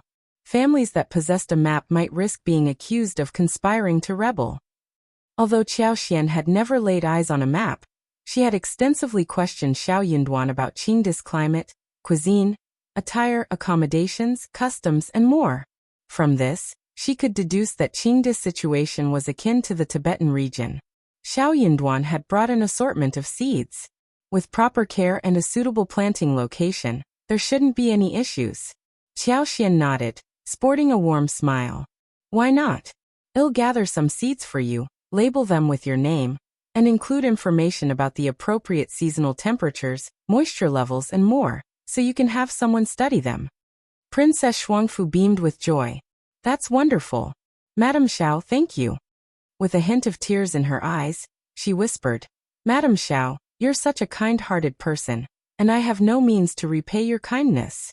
The journey ahead is long and filled with uncertainties. But if our paths cross in the future, and there's anything I can do to assist you, I will do so without hesitation. Of course, I hope we never meet again." Calm, married to a distant land, bereft of her mother's affection, her contentment was primarily dependent on the crown prince's kindness. Once she journeyed afar, the palace would eventually forget her existence.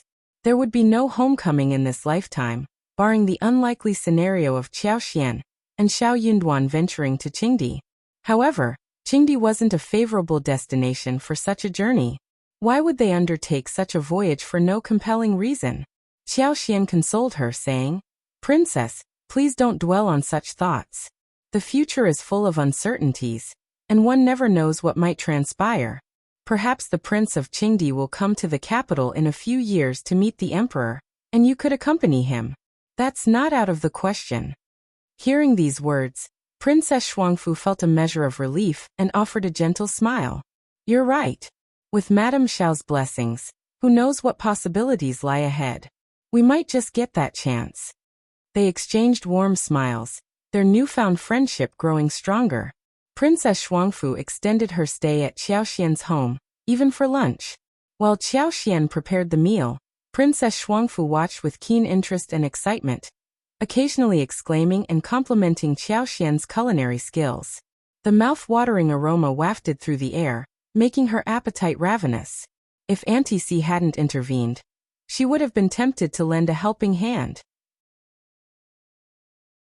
For lunch, Qiao Xian prepared a few homemade dishes: double-cooked pork, roasted chicken with potatoes, stir-fried beef slices, a steamed meat platter, cabbage with vinegar, and fish head soup with tofu.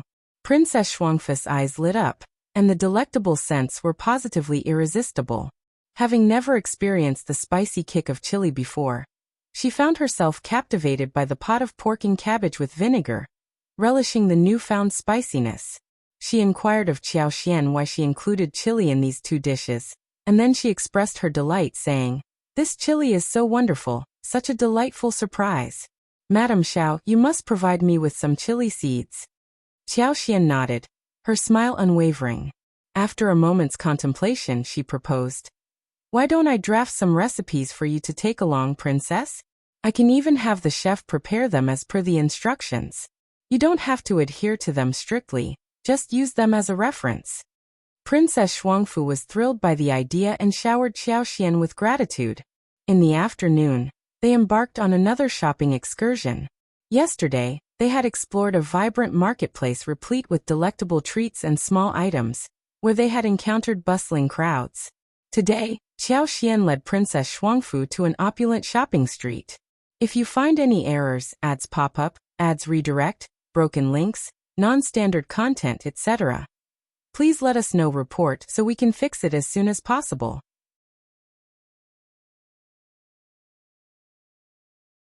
Chapter 1402.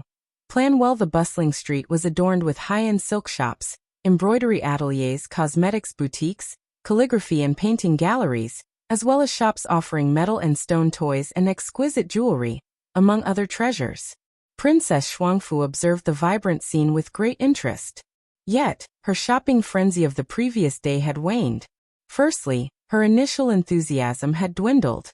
Secondly, although the wares displayed in today's shops were undeniably captivating, she had been exposed to a wealth of opulent items in the palace, making these goods seem less enticing by comparison. Thirdly, she was aware that these items were substantially costlier than those she had encountered the day before. While the princess consort had encouraged her to explore and acquire whatever she fancied, purchasing jewelry and exquisite embroideries costing thousands of taels of silver would hardly be well received. On the following day, Qiao Xian accompanied her to the flower and bird market and the farmer's market, where they selected various seeds. They enjoyed lunch at a restaurant and spent the afternoon at a temple. Princess Shuangfu entered the temple with deep devotion before returning to the capital. 3 days had passed swiftly, leaving Princess Shuangfu filled with reluctance. "Madame Xiao, I am fortunate to have had your company these past 3 days, exploring the prosperous and lively capital. I've seen so many beautiful, delectable, and fascinating things. I have no more regrets. These 3 days, and you, Madame Xiao, will forever remain in my memory."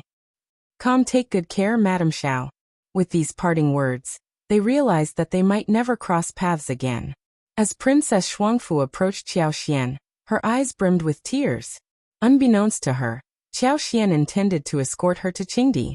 Although Qiao Xian harbored her own sadness, She couldn't disclose the possibility of their future reunion. She mustered a smile and responded, "Take care, princess.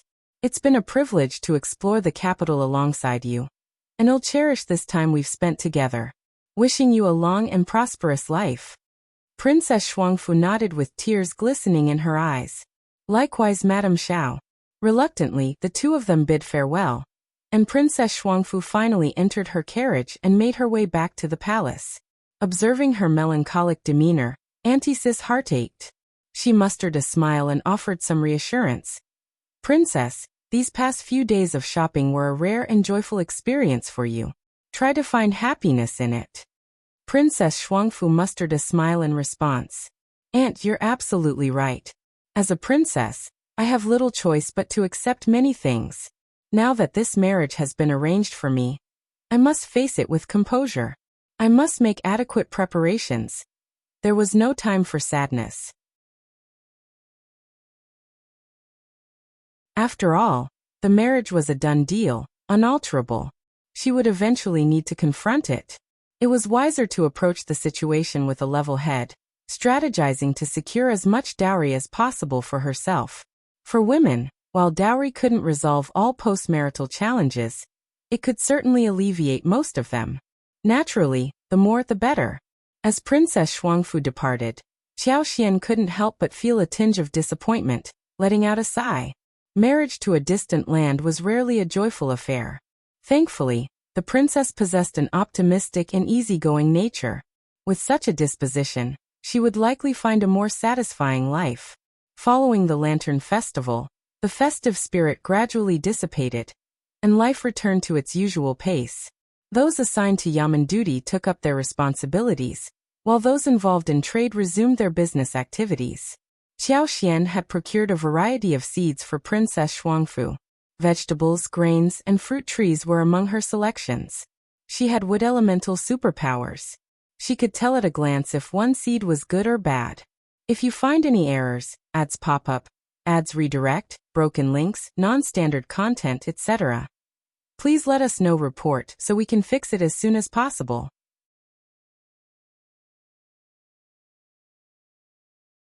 Chapter 1403. Set off within 10 days with her wood elemental superpower, these seeds were almost certain to thrive, unless subjected to extreme weather conditions. If the climate remained favorable and the temperature and humidity stayed within the right range, they would flourish even more. Princess Shuangfu contemplated this as she happened upon Qiao Xian, who was more than willing to assist her. Such a connection between them was a rare and auspicious twist of fate.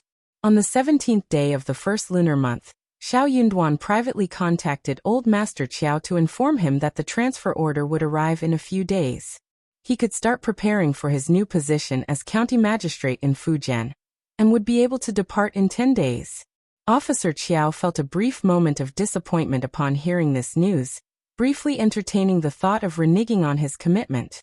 However, he swiftly dismissed such notions and sighed, saying, "Very well, I understand." Though he held reservations about relocating to a distant place like Fujian, it still offered opportunities for career advancement. This prospect outweighed languishing in the capital, waiting for stagnation. Thankfully, he didn't have extensive preparations to make, nor were there numerous relatives and friends to host farewell gatherings. There was also no need to expend significant time and energy on official affairs. While the 10-day time frame was somewhat pressing, it was manageable. Xiao Yunduan added, "One more thing. Lu Yan served in Shouting Village for a while, and my wife grew quite fond of her. She intended to purchase her from you, but was delayed. As you're heading to Fujian, you won't require her services. Would you be willing to sell her to us?" Calm with a pause, Third Old Master Qiao recalled who Lu Yan was. "It's not a problem. I'll have her sent to your residence later. There's no need to make a fuss."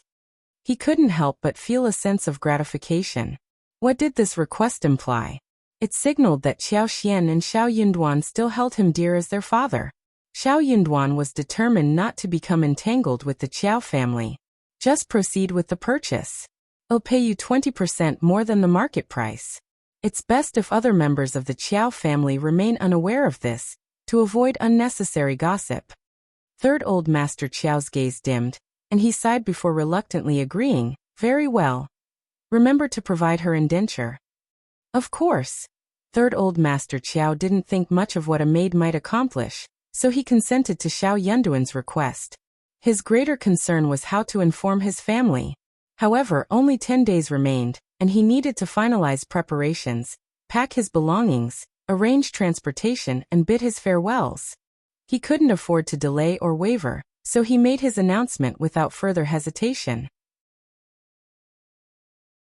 After dinner, Third Old Master Qiao mustered his resolve, and calmly informed the Qiao family of his impending transfer to Fujian. As expected, this revelation stirred a whirlwind of reactions. What? You just returned and now you're leaving again? Why are you going away, third brother? What's the reason? Why wasn't this discussed earlier? Why the sudden urgency? Third brother, just be honest. Does this have anything to do with that Xiao person? When the name Xiao was mentioned, Lady Qiao glared at him. Third brother, is it because of that Xiao? Third Old Master Qiao maintained his composure. Mother, how could that be? I too found this development rather abrupt, but the transfer order is on the verge of issuance. I thought it best to comply. With a few more years outside, I might even be promoted to magistrate. If you find any errors, ads pop up, ads redirect, broken links, non-standard content, etc., please let us know. Report so we can fix it as soon as possible.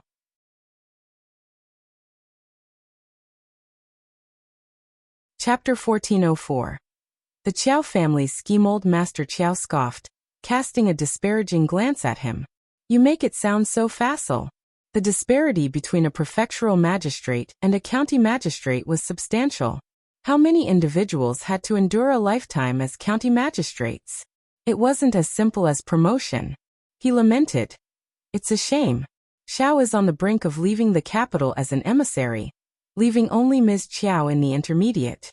Ms. Qiao is a woman. What does she comprehend? What knowledge does she possess? I was contemplating a means to bring Ms. Qiao back, mainly for third brother and third sister-in-law's sake. Madam Lady Qiao chimed in immediately. Your elder brother is correct, third brother. You must not go. I'm convinced that Xiao is behind this. He likely orchestrated your departure from the capital deliberately, to keep you from visiting that wretched girl. The entire Qiao family unanimously agreed with comments such as, Indeed. I share that suspicion. And more. Qiao Xian was the daughter of Third Old Master Qiao, and her lineage remained unchanged. They refused to believe she could be so cold and unfeeling. Her past grudges against the Qiao family over the years would soon dissipate, as the family had suffered hardship repeatedly.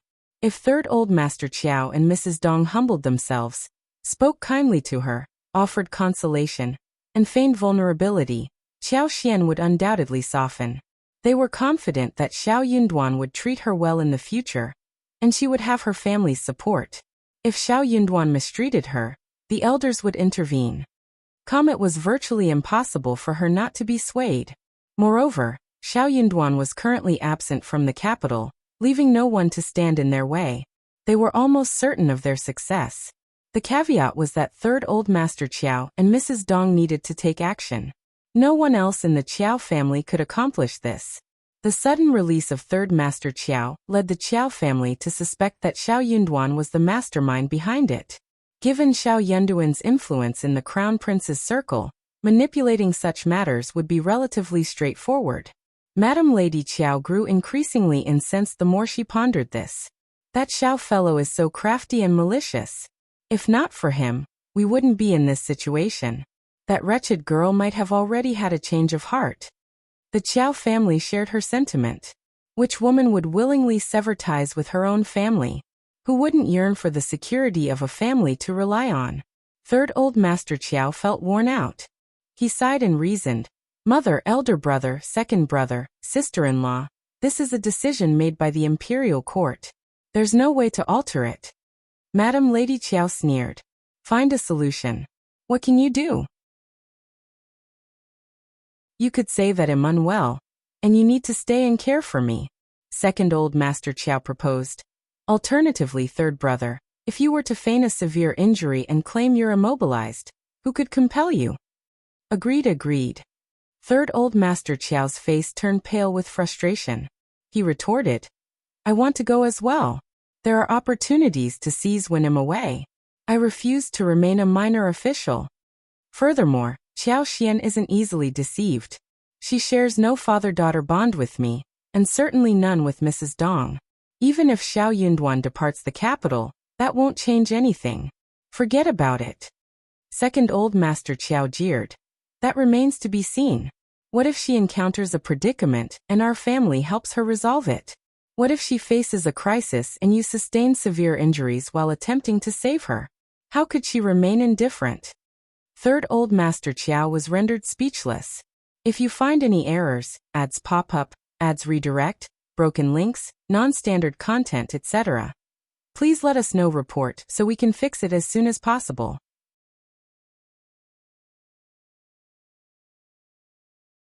Chapter 1405. Stunned. What were his family's thoughts about him?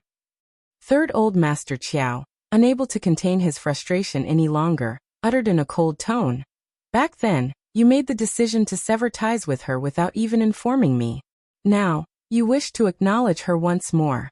Is such a stroke of luck even possible in this world? Surely, you've crossed paths with her before. Do you genuinely believe she's easy to influence? Do you think she can be swayed so effortlessly? Furthermore, Xiao Yunduan's rise isn't solely attributed to his connection with Minister Old Yun. He is a formidable individual to reckon with. If he's the reason for my reassignment away from the capital, he must have anticipated how our family might respond to Qiao Xian after his departure.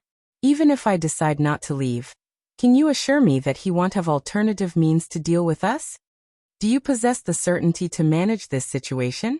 This marked the first time that Third Old Master Qiao had engaged in such an extensive conversation with his family, and his words left the entire Qiao family in a state of bewilderment.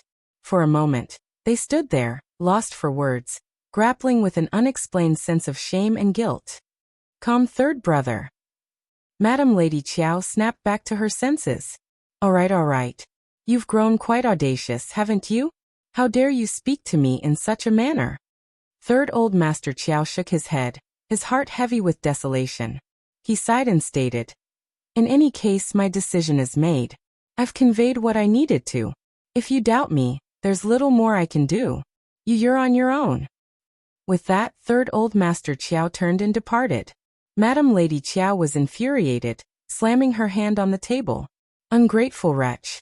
You think you can just leave like that? Dream on. An awkward silence enveloped everyone in the room. Third Old Master Qiao's words had truly struck a nerve. Second Mrs. Qiao softly murmured, it's easy for third brother to speak that way. If you ask me, it's partly his fault. If he had written to us earlier about that Xiao girl, we wouldn't have severed ties so hastily. We share the blame for not communicating. That's true. Others joined in with their thoughts before quietly retreating to ponder their own concerns. Third Madam Qiao had been preoccupied with her health issues and was absent when Third Old Master Qiao returned. Upon his arrival, he instructed her to prepare for departure. All three branches would be leaving the capital with him. Xiao Yunduan hadn't requested him to go alone. He was resolute about ensuring the third branch members left the capital. There was no room for negotiation. Third Madam Qiao had long been dissatisfied with their current circumstances, and nothing seemed to be going their way.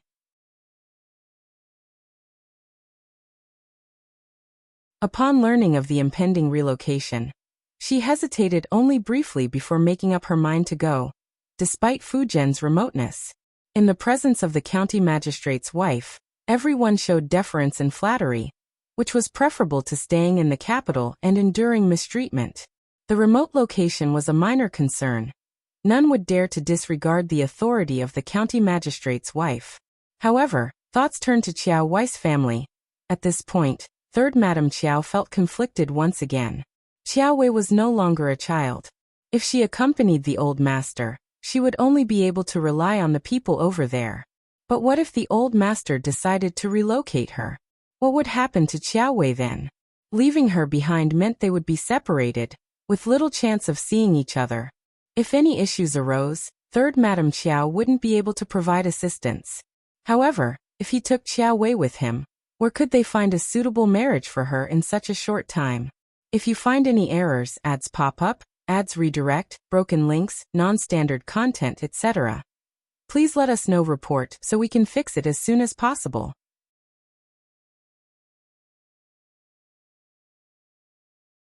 Chapter 1406. Consequences. Third, Mrs. Qiao had deep reservations about placing her trust in Madame Lady Qiao and her two sisters-in-law. However, after a brief moment of reflection, third Madame Qiao's resolve wavered once more. Her resentment towards Concubine Du and Qiao Ko was profound. If it weren't for them, Qiao Wei would have ascended to become the fourth Madame of the Ning family, sparing third Madame Qiao from these concerns. Unable to come to a final decision, third Madame Qiao felt compelled to consult with third Old Master Qiao. Their relationship had become exceptionally strained, verging on complete estrangement. Yet, given the importance of this matter to his daughter, third Old Master Qiao had to exercise caution. He worried that Xiao Yunduan might not release his daughter willingly. Madame was displaying erratic behavior, and Qiao Wei was known for her impulsive nature. Without his watchful eye in the capital, who could guarantee they wouldn't be manipulated and drawn into schemes, mirroring Concubine Du's ill-fated course? Both Xiao Yunduan and Qiao Xian were unlikely to lower their guard against the third Old Master of the Qiao family. If they were vigilant and seeking to outmaneuver him, third Old Master Qiao was utterly unconvinced. Wasn't he setting himself up for misfortune? The two of them were unyielding and showed no mercy. Third Old Master Qiao suggested, "Both of you should accompany me to Fujian for now. Given Wire's current circumstances, staying in the capital won't serve any purpose. Perhaps you should go into hiding for a while. After a year and a half, we can consider returning you and your daughter, depending on the situation. Alternatively, hear me out. You could explore the option of finding a reputable local family. Don't scowl at me. Allow me to explain. If you discover a young, promising suitor and advance your status to an advanced scholar, wouldn't that enable you to remain in the capital? In summary, it's a far better option than remaining in the capital." Third Madame Qiao considered this and found it agreeable, so she nodded in approval. On the other hand, Qiao Wei harbored such strong animosity towards them that she adamantly refused to leave the capital.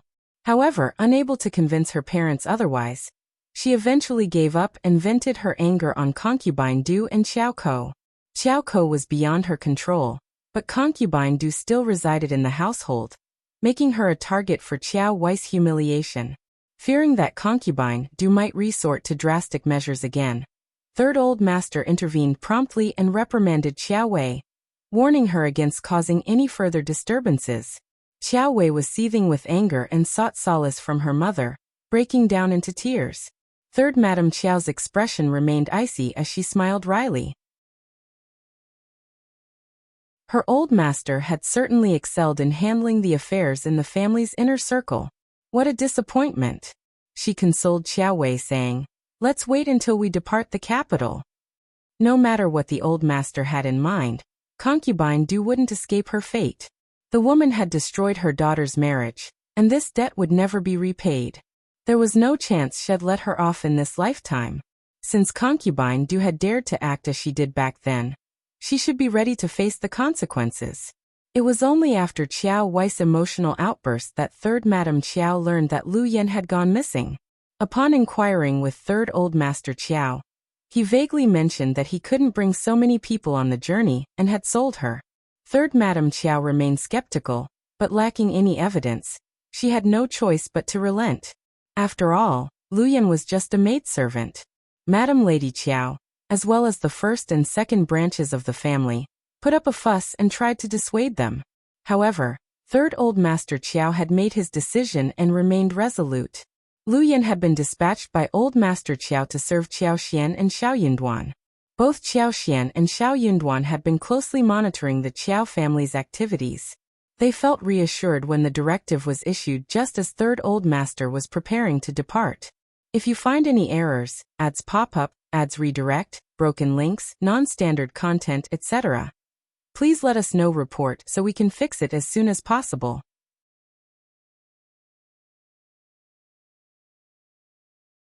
Chapter 1407. Better to stay at Qiao family. Qiao Xian had no desire to meet with Lu Yan. He harbored an aversion to those who betrayed their masters, and Lu Yan's prior performance in Shouting Village had been less than satisfactory. Had it not been for Qiao Xian's use of intimidation to keep her in check, she might have taken drastic actions. Qiao Xian was indifferent to her surrender, but he believed in offering fair exchange. He instructed Songsher to temporarily relocate Lu Yan to the farm in Cloudwater Town. Once Third Old Master Qiao and the rest of his party had left the capital, and everything had settled down, they would return to finalize her arrangements. To avoid potential complications, Qiao Xian chose not to inform Lu Yan of this decision. While Lu Yan might have felt a tinge of disappointment about not serving at the Xiao family's residence, she was relieved to have left the tumultuous Qiao family behind. At this moment, she was obedient and cautious, far from daring to voice any complaints. She had a good understanding of Madame Xiao, formerly known as Second Mississippi. She knew her to be a kind and compassionate woman who wouldn't mistreat her, even if she were relocated to the farm. At the very least, it would be an improvement over staying at the Qiao family. Upon her arrival at the manor, Lu Yan found herself content with her new surroundings, despite its somewhat remote location. 10 days flew by swiftly. The weather had mostly cleared up, with a high, bright sun, and gradually diminishing bone-chilling cold. The residents of the capital had shed their heavy winter attire, opting for lighter cotton clothing. Third Old Master Qiao discreetly left the capital with his wife, concubines, servants, and a low profile. As they ventured further south, the temperature would gradually rise, making their journey more manageable. He had paid a substantial price to overcome the Qiao family. Madame Lady Qiao threw a tantrum, and her brothers and sister-in-law persistently pestered him, almost depleting the entire family's resources. Old Master Qiao had painstakingly collected antiques over the years, yet only 2 or 3 were left in his possession. Madame Lady Qiao took the rest. Furthermore, Madame Lady Qiao and her 2 brothers coerced them into a yearly agreement for a payment of 600 taels of silver. Qiao Xian and Xiao Yunduan had plotted against him, and the Qiao family clearly remembered that this written agreement was the most reliable one. Regardless of what Old Master Qiao argued, he adamantly refused to commit it to paper. Third Old Master Qiao was overwhelmed, but he found himself with little room to maneuver. Refusal was not an option, or he would be unable to leave at all. While he could tolerate the fuss made by his 2 brothers, he couldn't risk opposing his mother, a situation he couldn't endure. The silver had been depleted significantly, leaving less than 200 taels.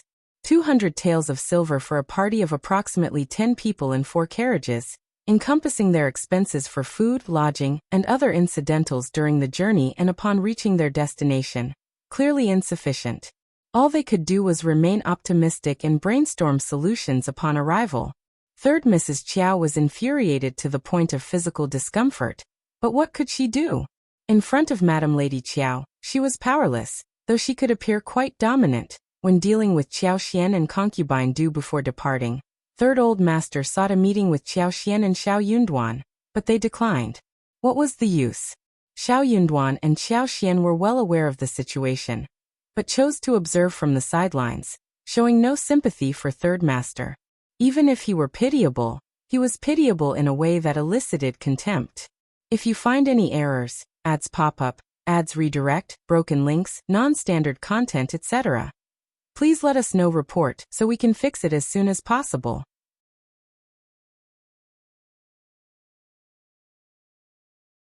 Chapter 1408. Visit from Zhao Shu. Third Old Master Qiao let out a sorrowful sigh and continued on his way, resigned to his circumstances. A few days after Third Old Master Qiao's departure, Zhao Shu joyfully brought Uncle Qing and Aunt Qing to the capital. On the 2nd day after his return to the capital, he learned that Xiao Yunduan was home for a break.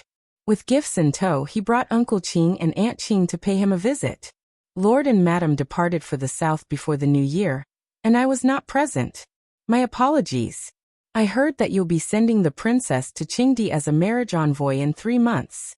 I thought it best to come to the capital before you set off. The weather is not bad after the new year, and we were in a hurry to reach the capital. The journey was rather smooth. allowing us to pay our respects to you and Madam on time." Qiao Xian and Xiao Yunduan couldn't help but chuckle.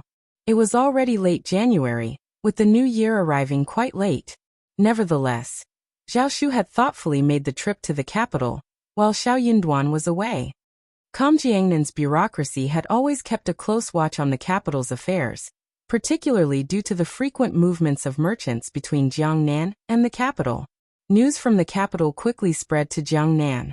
This primitive communication system in ancient times was surprisingly swift. Zhao Shu discussed matters with the two of them regarding the flower fields and the perfume workshop in Hangzhou for the upcoming year. Xiao Yunduan had little interest in these affairs, but Qiao Xian did. Zhao Shu had a dedicated team of managers, shopkeepers, and workers who handled everything efficiently. Even the sales channels had been secured. Qiao Xian had no objections to these arrangements. As long as he was aware, it was all fine. The only source of regret lay in the fact that she would be traveling with Xiao Yunduan and wouldn't have the opportunity to visit Jiangnan again. Nevertheless, she had been to Jiangnan the previous year and had invested considerably in Hanada, expecting it to thrive. Qiao Xian casually reminded Zhao Shu, "Young Master Zhao, the land you acquired is excellent, and the flower and wood seedlings are of high quality. Your subordinates will look after them. When spring arrives, those flowers and trees will grow lush. You better be prepared in case there's an abundance of flowers, and the workshop becomes quite busy. It would be a waste." Zhao Shu was delighted with Qiao Xian's praise and nodded. "If you hadn't brought it up, I wouldn't have thought of it. Madam Xiao, you're absolutely right. I'll make sure they keep an eye on things and get ready. I invested a significant sum in acquiring those flower seedlings. The field stewards mentioned that our flowers and trees are well suited for the winter. They have full buds and are sure to flourish in the warmer weather. We're bound to make a substantial profit this year." Perfume had only been introduced in the latter half of the previous year. Though the glass bottles were not cheap, a small bottle worth more than 100 taels of silver still generated substantial profit. Zhao Shu had overseen this endeavor entirely on his own, different from taking charge of the 100,000 mu of mulberry gardens. He experienced a special sense of achievement, especially as the profits continued to grow and multiply. His motivation was at an all-time high. Qiao Xian smiled. "If everything proceeds smoothly in the workshop, we'll make quite a profit. In any case, I must remind you, young Master Zhao." Zhao Shu responded with a smile. "Rest assured, Madam Xiao, I won't forget about it." After a brief stay, Zhao Shu stood up to take his leave. He mentioned that he had reserved a private room at Dian Restaurant and invited the two of them for dinner the following evening. If you find any errors, ads pop up, ads redirect, broken links, non-standard content, etc., please let us know. Report so we can fix it as soon as possible.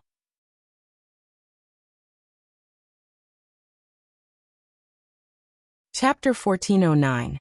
He really likes them. Dian Restaurant's roasted whole lamb is renowned, and I've made a special reservation. We'll roast it right there tomorrow. The shopkeeper just happened to acquire another deer today, so we can also savor roasted deer meat and braised deer tendons tomorrow. I consider myself fortunate to have arrived in the capital." Qiao Xian and Xiao Yunduan readily agreed.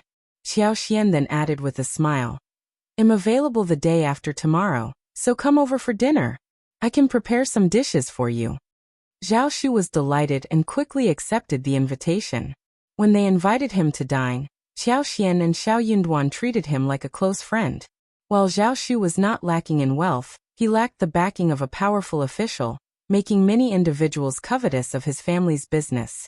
Most importantly, throughout their interactions he had genuinely grown fond of them, enjoying their company, and hoped they considered him a true friend. He believed he must have been blessed by his late mother to have encountered this couple. Their involvement had resolved his numerous predicaments, like having another set of parents to protect him in all situations. He was convinced that seeking assistance from anyone else would not have yielded as favorable an outcome as it had now, and the price he would have to pay would have been significantly higher. Concurrently, he had paid them less than 1,000,000 taels of silver, which he believed to be an exceptional value. After all, The 100,000 mu of mulberry gardens that Qiao Xian had reclaimed for him generated more than 700,000 taels of silver annually. Additionally, there were the promissory notes, totaling several million taels of silver. Furthermore, he had taken advantage of the situation to acquire nearly all of Zhao Mu's assets, which were invaluable. His mother had divorced him and left Zhao Mu, a decision immeasurable in terms of money. Only Qiao Xian and Xiao Yunduan would undertake such an action for him. No one else would have done so. However, despite all they had done for him, Qiao Xian and Xiao Yunduan showed no inclination to claim credit. They continued to wear warm smiles and treated him with grace. They had even provided him the opportunity to amass wealth, with the perfume business proving exceedingly profitable. This deeply touched him. As they departed from the Xiao family, Zhao Shu appeared as radiant as the sun, sporting an expansive smile that almost reached his ears. Unable to contain his excitement, he turned to Uncle Qing and Aunt Qing. Madame Xiao and Lord Xiao are inviting me to dinner, treating me as one of their own, aren't they? Uncle Qing and Aunt Qing also felt a great deal of joy.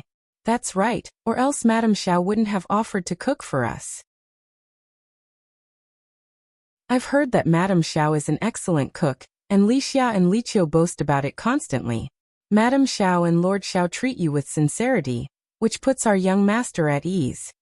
Indeed, I'm at ease, Zhao Shu exclaimed proudly, a touch of emotion in his voice. He quickly added, Uncle Qing, we can't arrive empty-handed. Think about what gifts would be suitable.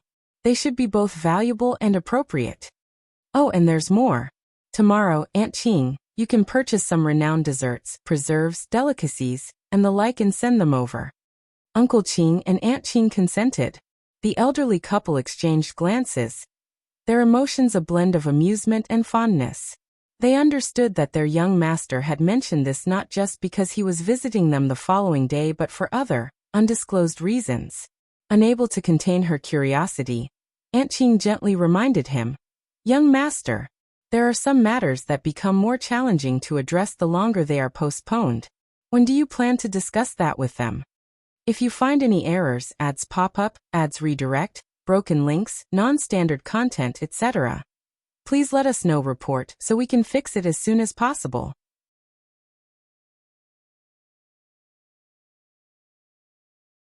Chapter 14:10. Am not prepared. Uncle Qing nodded in agreement. That's exactly what I was going to suggest. It's better to address it sooner rather than later. Lord Xiao and Madame Xiao are reasonable individuals, and I doubt they will have any objections. Indeed, procrastination might make us appear insincere, and it could even irk Lord Xiao. He may appear gentle, but when angered, he can be quite formidable. Absolutely. Zhao Shu responded with a nervous expression. A tingling sensation ran down Zhao Shu's spine, and he instinctively contemplated a hasty retreat. He meekly questioned, Must we discuss it now? I'm not fully prepared yet. How about we wait until Lord Xiao returns from Qingdi? Who said it's not too late? Aunt Qing remained resolute, offering a warm smile. By then, it will indeed be too late. Discussing such matters sooner rather than later demonstrates your sincerity. Young master, why don't you prepare for it tomorrow?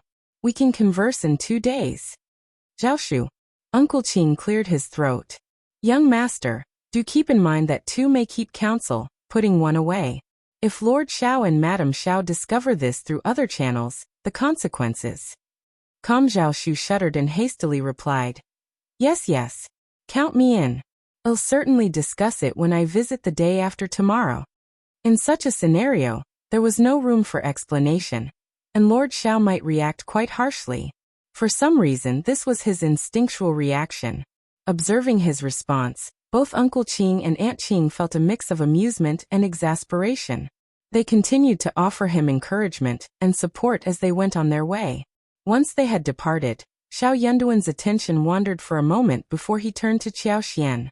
Do you find Zhao Shu and his attendants a bit peculiar? Qiao Xian was taken aback and responded with a smile. No, why would you think that? Xiao Yunduan chuckled. Perhaps I'm overthinking it.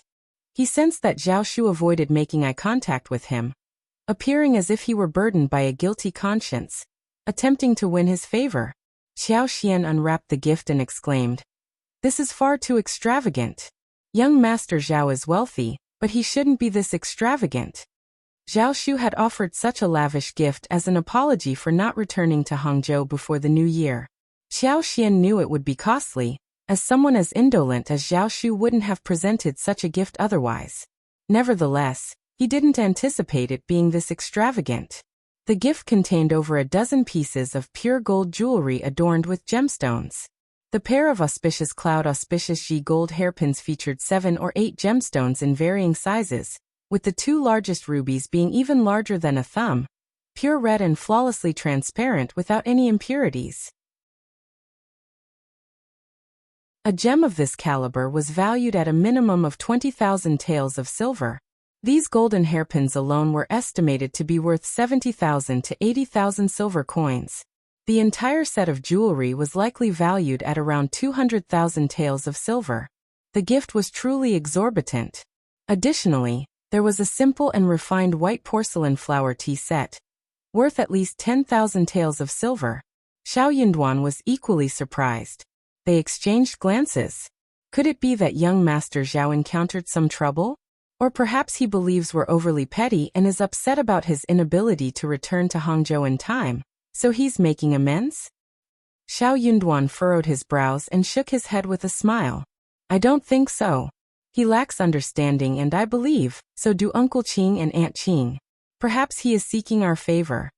If you find any errors, ads pop up, ads redirect, broken links, non-standard content, etc., please let us know. Report so we can fix it as soon as possible."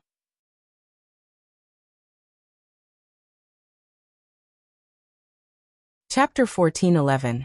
Strange. Xiao Yunduan pondered her attempts to please him, and felt that his intuition might be accurate, after all. Upon hearing Xiao Yunduan's thoughts, Xiao Xian decided not to dwell on it. She responded with a smile, "No need to overthink it. Since he's here, let's welcome him warmly.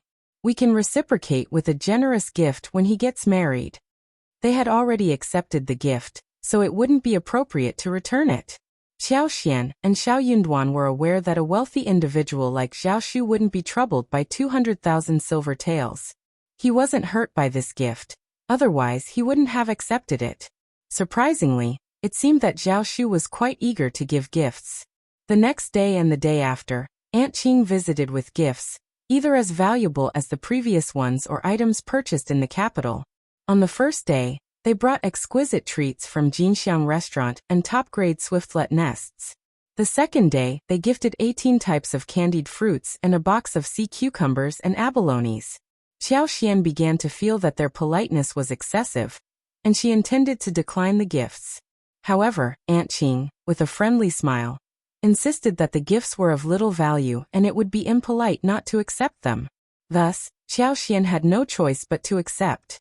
Xiao Yunduan became increasingly convinced that Zhao Shu had a hidden agenda. He decided to wait and see what he had in store.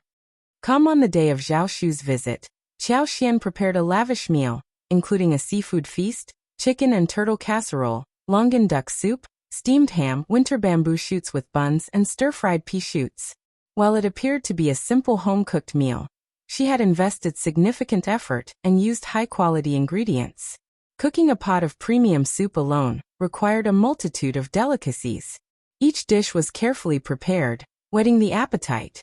It was evident that they had gone to great lengths to make the meal special. Madame Xiao's culinary skills are truly exceptional. We're in for a treat today, Zhao Shu praised. Xiao Xian playfully responded, I haven't even tasted it yet, and young Master Zhao is already singing my praises. Don't be disappointed. Zhao Shu chuckled. No. It looks delicious, so it must be really delicious. Xiao Xian couldn't help but laugh. With no outsiders present and a limited number of people, there was no need for formalities. The three of them sat down at the table, and Xiao Yunduan, as the host, took the initiative to invite everyone to start the meal. Zhao Shu was courteous and appreciative, responding appropriately and savoring the meal. After the meal, they enjoyed tea and chatted in a warm room with a heated brick bed and a large fire basin. The cozy ambience dispelled the cold chill of early spring. Zhao Shu appeared distracted, as if he had something to say. Even Qiao Xian sensed that something was amiss. Xiao Yunduan found it amusing. What was going through this man's mind? Why was he struggling so much? If he continued to hesitate like this, he might never find the words to say.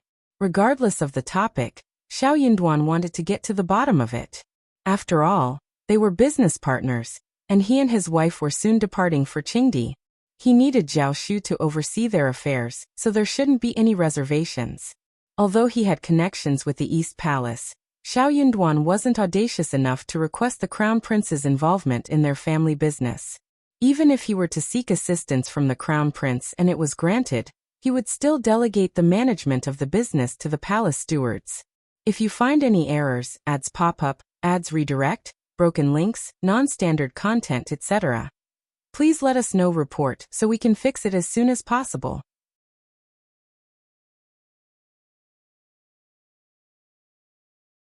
Chapter 14:12. Reaction. Who among the stewards of the East Palace didn't hold themselves in high regard? During that time, expecting them to care for their affairs was wishful thinking. Avoiding causing trouble and making things difficult for them would be more realistic. With Xiao Yunduan and his wife absent, how could Songsher dare to oppose an East Palace steward? Xiao Yunduan gave Zhao Shu a playful glance and said with a grin, "Young Master Zhao, are you facing a dilemma? Why don't you share your troubles? I might be able to offer some advice." "Ah, no. Zhao Shu was taken aback, rapidly shaking his head and waving his hands as if by reflex. He repeated the motion several times. Aye. Zhao Shu's face reddened as he stammered. Zhao Shu was generally an open-minded person. His mother, Madame Zheng, had instilled good values in him. Even though he had been mistreated by his biological father and harbored hatred while seeking the truth for his mother, it hadn't made him become bitter or gloomy. It was a rare sight to see straightforward Zhao Shu stammering in such a manner, appearing somewhat lost and guilty. It was truly intriguing. Qiao Xian couldn't contain her laughter and teased, "Young Master Zhao, do you not consider us your friends?" "Come, no. Absolutely not." Zhao Shu shook his head even more fervently. Qiao Xian suddenly caught on, and her eyes gleamed with curiosity. Is young Master Zhao in love and planning to get married? Why be so embarrassed? Zhao Shu covered his mouth, bent over, and began coughing uncontrollably, nearly choking on his own saliva. I cough. Qiao Xian was speechless. Wasn't the reaction a little too big? She couldn't help but laugh.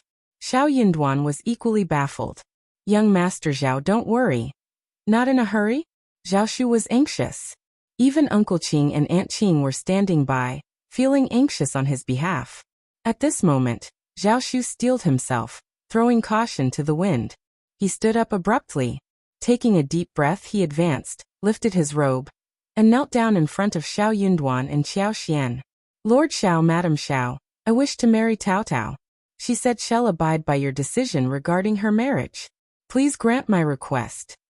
The room fell into an eerie silence. Qiao Xian's mouth hung open, her eyes wide, as if in a trance. Xiao Yunduan remained expressionless. Zhao Shu's heart raced, his anxiety akin to the tension of a plucked zither string. He kept his head bowed, pleading earnestly, "Lord Xiao, Madam Xiao, please grant my wish." Seeing this, Uncle Qing and Aunt Qing weren't sure whether to laugh or cry. What on earth was their young master doing? And why did he choose this moment to kneel? Moreover, it was a joyful occasion. Why would he kneel? Yet, as their master had knelt down, it would be improper for them to remain standing, so they knelt behind him. Uncle Qing said, "Lord Xiao, Madam Xiao, our young master is truly sincere." Aunt Qing added, "Yes, indeed. Our young master is absolutely serious." Xiao Yunduan ignored Uncle Qing and Aunt Qing's words, focusing solely on Zhao Shu. He spoke in an even tone, "Say that again." Qiao Xian exhaled deeply, placing a hand on her chest. This was just utterly unbelievable, wasn't it? What on earth was happening here? Zhao Shu gathered his courage and repeated himself, earnestly and respectfully, as if he had said it exactly as he intended. I wish to marry Tao Tao. Please, Lord Xiao, Madam Xiao. If you find any errors, ads pop up, ads redirect, broken links, non-standard content, etc., Please let us know report so we can fix it as soon as possible.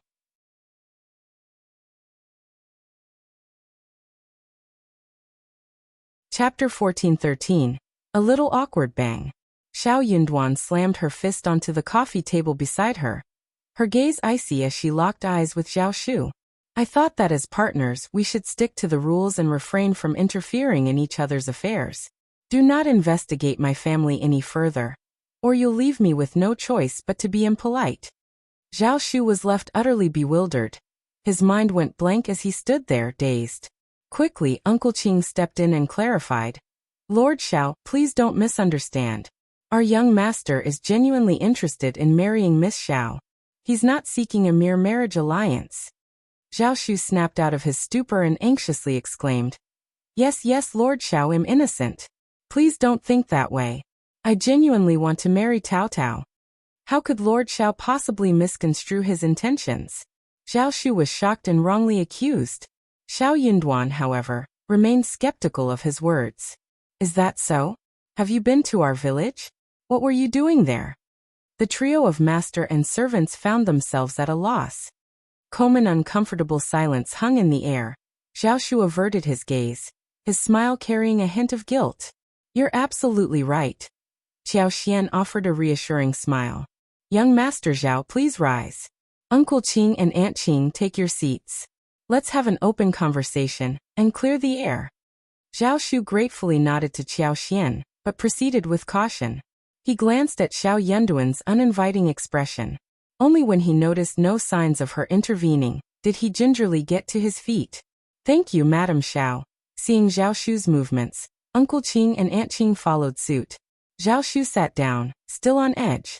As he caught the unfriendly look Xiao Yunduan was giving him, a shiver ran down his spine. He couldn't afford any further delay, and began explaining everything from the very beginning. Speaking of this, it all began with mere curiosity. Zhao Shu was genuinely thrilled about Qiao Xian and Xiao Yunduan's victory over Zhao Mu and held them in high regard. Upon learning that they hailed from Yuzhong, he couldn't resist his inquisitiveness. Coincidentally, he found himself with plenty of leisure time. After all, his family had left behind a capable team of managers to handle their affairs. Delegation was the name of the game, and there were always competent individuals to carry out his instructions. With that in mind, he decided to explore Yuzhong and enjoy his time there. During his stay in Yuzhong, he serendipitously made the acquaintance of Yuezheng Xiao. It struck him that Madame Xiao, who had a remarkable aura about her, might be a well-known figure in Yuzhong as well. Lord Xiao, despite his humble origins, had never faced financial woes after settling in the capital. On the contrary, they were exceedingly generous with their wealth. It was clear that their prosperity couldn't have been amassed through farming alone. This piqued Zhao Shu's curiosity, and he couldn't help but pose the question to Yuezheng Xiao. After some inquiries, the pieces fell into place. What a coincidence! Qiao Xian and Xiao Yunduan had a close connection to one another. This revelation further deepened Zhao Shu's admiration for the pair. Thus, he decided to journey from the provincial city to Heshan County with the intention of visiting the Xiao family in Shouting Village. After all, he was already in the vicinity. As business partners, and with Lord Xiao and Madame Xiao being occupied in the capital, he saw his visit as an opportunity to exchange news and share their experiences. It was a natural extension of their relationship. Ms. Fang and Tao Tao missed Xiao Yunduan and Qiao Xian deeply, but they understood that the distance and the demands of their capital life made frequent visits impractical, especially for Xiao Yunduan. If you find any errors, ads pop up, ads redirect, broken links, non-standard content, etc., please let us know report so we can fix it as soon as possible.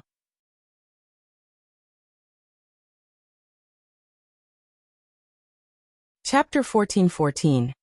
Zhao Shu's tears and laughter. The moment Zhao Shu arrived, he was met with joy from Ms. Fang, Yang Xiani, Xiao Sanlang, and the entire family.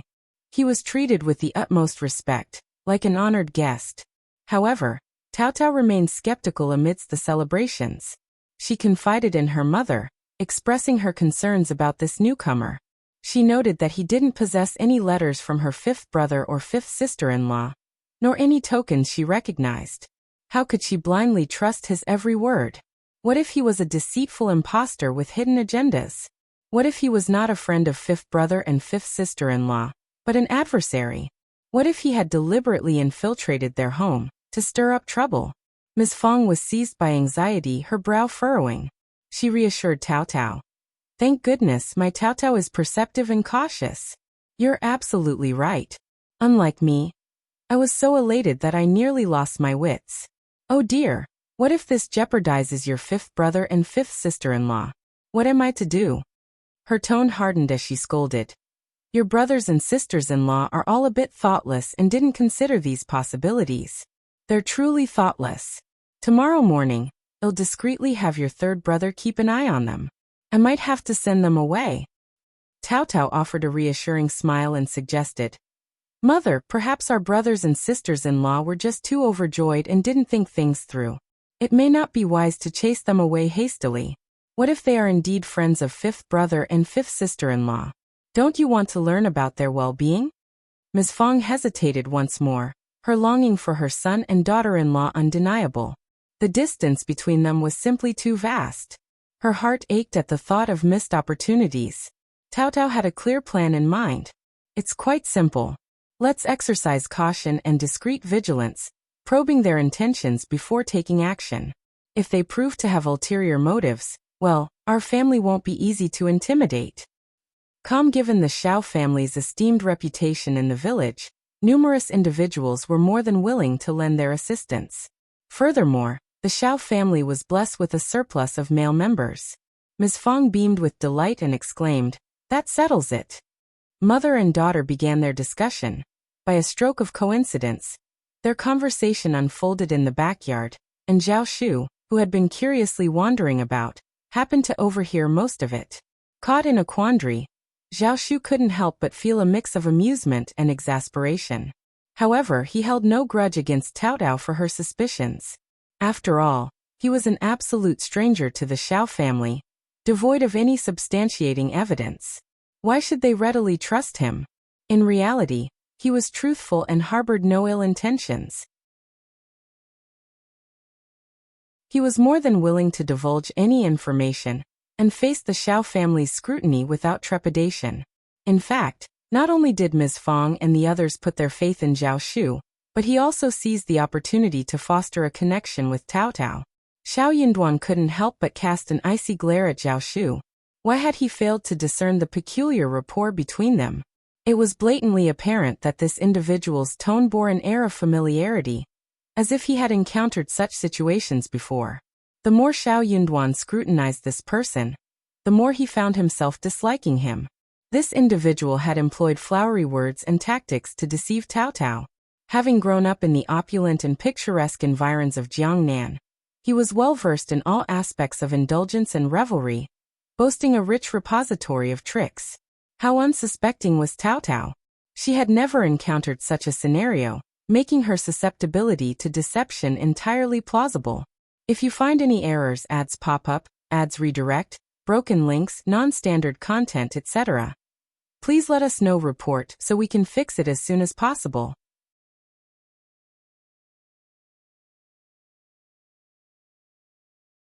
Chapter 14-15. You're finally an understanding person. This behavior was truly reprehensible.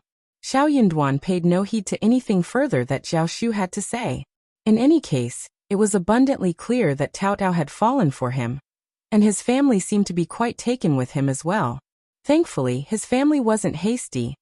They understood that decisions of this magnitude should be made by him and his wife. Fortunately, after a while, Zhao Shu completed his discourse and turned towards Xiao Yunduan and Qiao Xian. Xiao Yunduan fixed him with a withering glare that sent shivers down Zhao Shu's spine. He averted his gaze, bowing his head as though he had committed an offense, appearing pitiable. Qiao Xian struggled to stifle a laugh, knowing that her husband was furious at that moment, and she didn't want to disrespect him by laughing. Come, I understand. Young Master Zhao, it's growing late. Why don't you return for now? Madam Xiao, but you may leave now, Qiao Xian said, her voice gentle but resolute, a smile gracing her face. We'll discuss this further later. Zhao Shu regarded her with a pleading expression. Qiao Xian, feeling a hint of remorse, explained. Tao Tao is the sole daughter in our family, and she's cherished by everyone, especially our old master, who holds her in high regard. But you sprang this on us so suddenly. We need some time to process this, don't you think? Moreover, marriage is a momentous decision, and it wouldn't be prudent to rely solely on your word. Wouldn't you agree? It was a valid point, but Zhao Shu couldn't help but feel that Lord Xiao was harboring ill feelings towards him. He was still agitated. Aunt Qing chimed in with a warm smile. Madame Xiao is right. Young master is at fault in this matter. How about we revisit this once Lord Xiao returns from Qingdi? Young master's intentions toward Miss Xiao are sincere, so please have faith in Lord Xiao. His young master had formed a friendship with Lord Xiao and Madame Xiao, but venturing into their hometown and pursuing a romantic connection with a local girl raised suspicions. It was challenging to explain if his intentions weren't genuine. It was only natural for Lord Xiao to be incensed. In truth, when Aunt Qing and Uncle Qing learned that their young master had visited someone else's home and proposed marriage, they foresaw that this situation could turn problematic. However, young master genuinely appeared to have feelings for Miss Xiao. Over the years, numerous women had persistently pursued young master, and many families had expressed their desire for a matrimonial alliance. Yet young master had steadfastly declined these offers. To win over Miss Xiao's affections, he had taken the initiative to correspond with her from Yuzhong and purchased various gifts from Hangzhou that girls typically appreciated. Such efforts were clearly not mere capricious whims. After all, young master had encountered countless charming young ladies before. If he had a genuine interest in impressing a girl, Yuzhong province offered an array of splendid options. Qiao Xian couldn't help but think. You certainly comprehend. Of course. You can head back for now. Very well, Madame Xiao. Without further explanation, Uncle Qing and Aunt Qing escorted Zhao Shu away. Turning around, Zhao Shu noticed that Xiao Yunduan hadn't even spared him a glance. Frustration welled up within him. Understanding that it was improbable to secure a definitive response, he departed unhappily. As they settled into the carriage, Tao Tao sighed and pondered. Uncle Qing, Aunt Qing, do you reckon Madame Xiao might offer some clarity if I return tomorrow? Or perhaps after she gives birth? Uncle Qing and Aunt Qing exchanged a bemused look, torn between laughter and exasperation. If you find any errors, ads pop up, ads redirect, broken links, non-standard content, etc., please let us know. Report so we can fix it as soon as possible.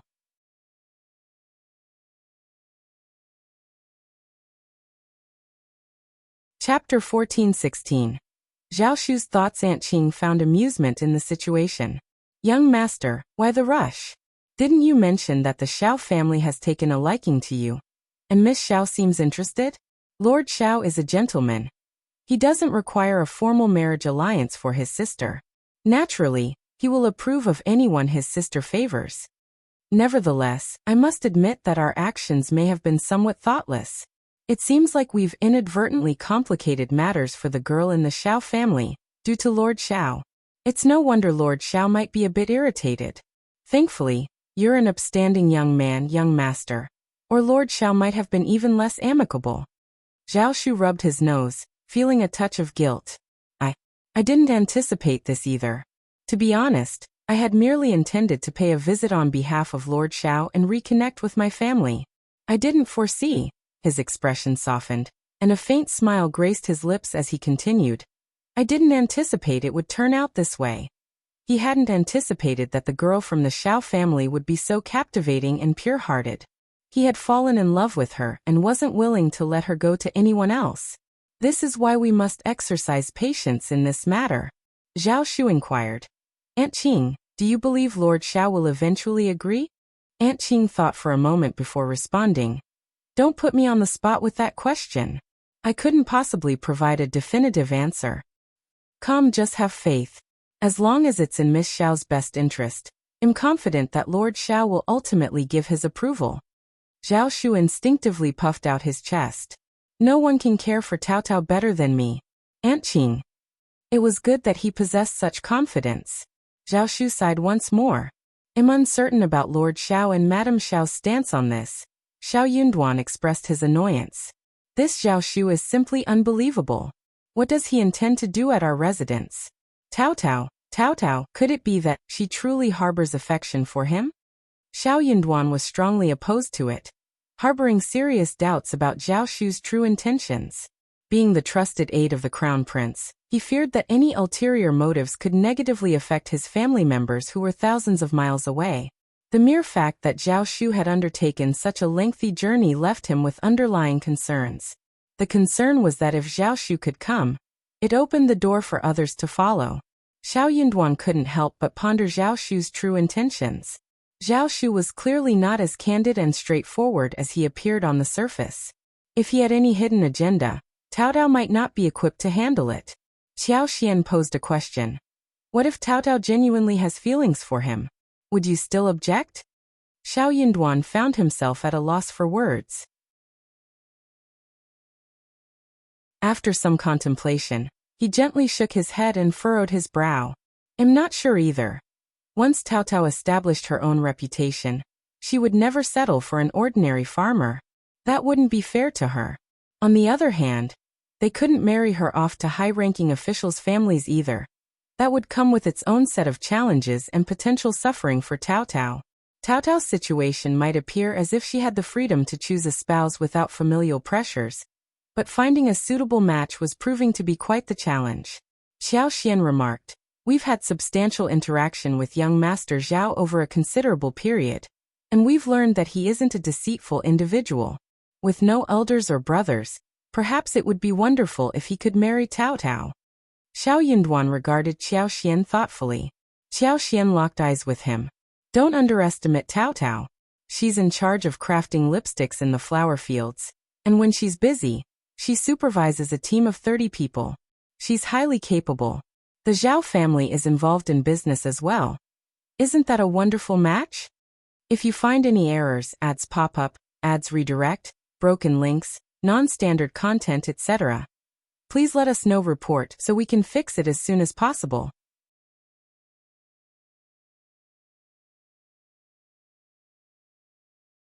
Chapter 14:17. She didn't know if Zhao Shu could do it. If Tao and young Master Zhao truly love each other, I believe it could be a good match. Furthermore, you hold an official position, and he's a common citizen. We still have a significant stake in the perfume workshop. If he were to ever disappoint Tao, we wouldn't let him get away with it. If you're concerned about Tao, there's only so much you can do. Tao will eventually marry. Regardless of which family she marries into, there will always be worries. No family is without its complexities. Xiao Yunduan's countenance softened as he fell silent. Qiao Xian smiled and continued. However, speaking of young Master Zhao, he does seem rather mysterious. Let's set this matter aside for now. When we return from Qingdi, I'll go back and inquire about what's happening. Xiao Yunduan agreed, saying, I believe that's a prudent approach. We'll discuss it when we return. If Mom consents, Tao, well, it may not be out of the question. He couldn't help but feel a twinge of disappointment. Tao had always been so compliant, and now she was on the verge of marriage. Qiao Xian burst into laughter. If young Master Zhao is sincere and Tao is interested, it's a positive development. If you're already this apprehensive arranging your sister's marriage, you'll be even more anxious when it comes to marrying off our daughter in the future. Recognizing that her comment might have been inappropriate, she blushed involuntarily. Xiao Yunduan embraced her, smiling. It won't be easy for just anyone to marry our daughter. After all, our daughter is the best daughter in the world.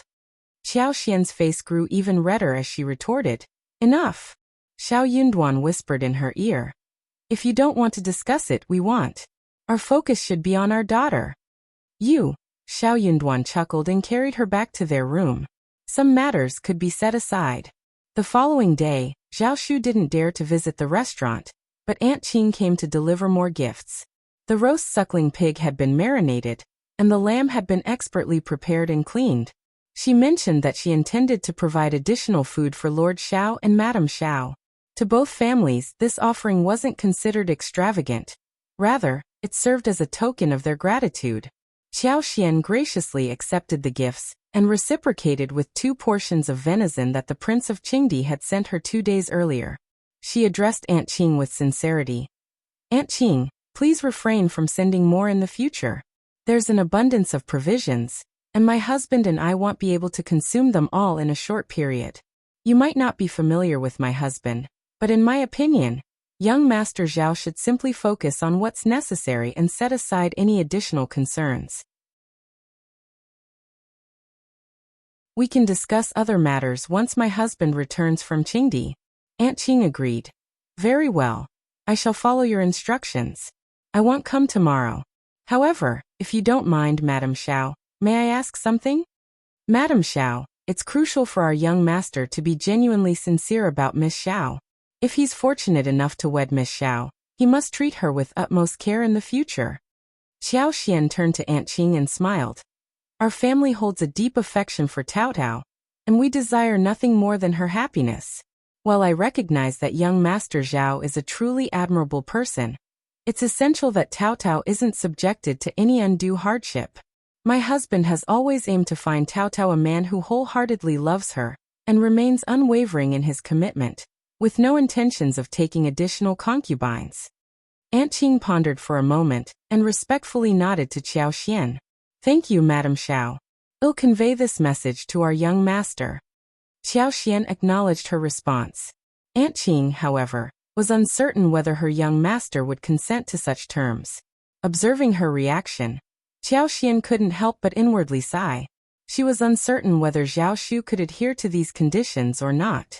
If you find any errors, ads pop up, ads redirect, broken links, non-standard content, etc., please let us know. Report so we can fix it as soon as possible.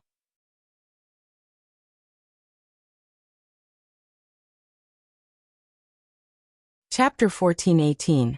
This Brainless. This was what genuinely troubled her husband. If he couldn't uphold this commitment, he would have to relinquish this prospective marriage. In that scenario, Tao Tao, who had already been deeply touched, was destined to endure heartache and hardship. In the end, Tao Tao might either persist in her suffering, or the Xiao family might compromise. However, was Tao Tao truly accustomed to the conflicts that often arose between wives and concubines within the household? Wouldn't she suffer greatly? Unexpectedly, Zhao Shu paid a visit that evening. Before Xiao Yunduan could request his departure, Zhao Shu spoke earnestly. Lord Xiao, I will never take a concubine in my lifetime, and I won't entertain the thought of another woman. I genuinely care for Tao Tao, and she's all I need. I made a promise to my late mother, so rest assured, Lord Xiao. Well, I won't disturb you any longer. Farewell. With that, Zhao Shu hurriedly left.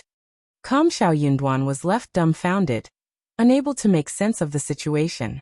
Reflecting on Zhao Shu's words, when Xiao Yunduan recounted the encounter to Qiao Xian, she couldn't help but burst into laughter and shared details of Aunt Qing's recent visit. Xiao Yunduan finally grasped the meaning behind those words. Though unconventional, it seemed to carry weight. Zhao Shu held profound respect for his departed mother, and he wouldn't jest about her memory. It was evident that his words held authenticity.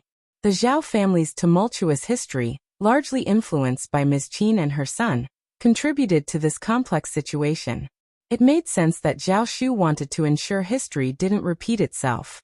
Xiao Yunduan's resistance began to wane.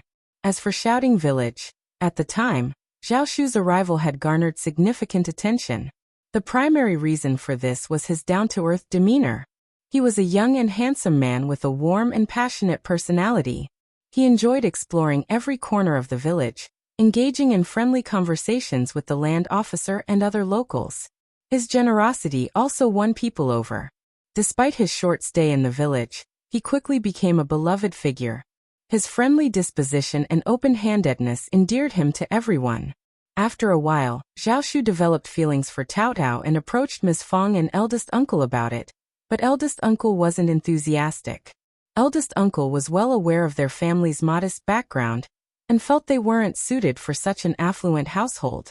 Ms. Fong, on the other hand, held a favorable opinion of Zhao Shu.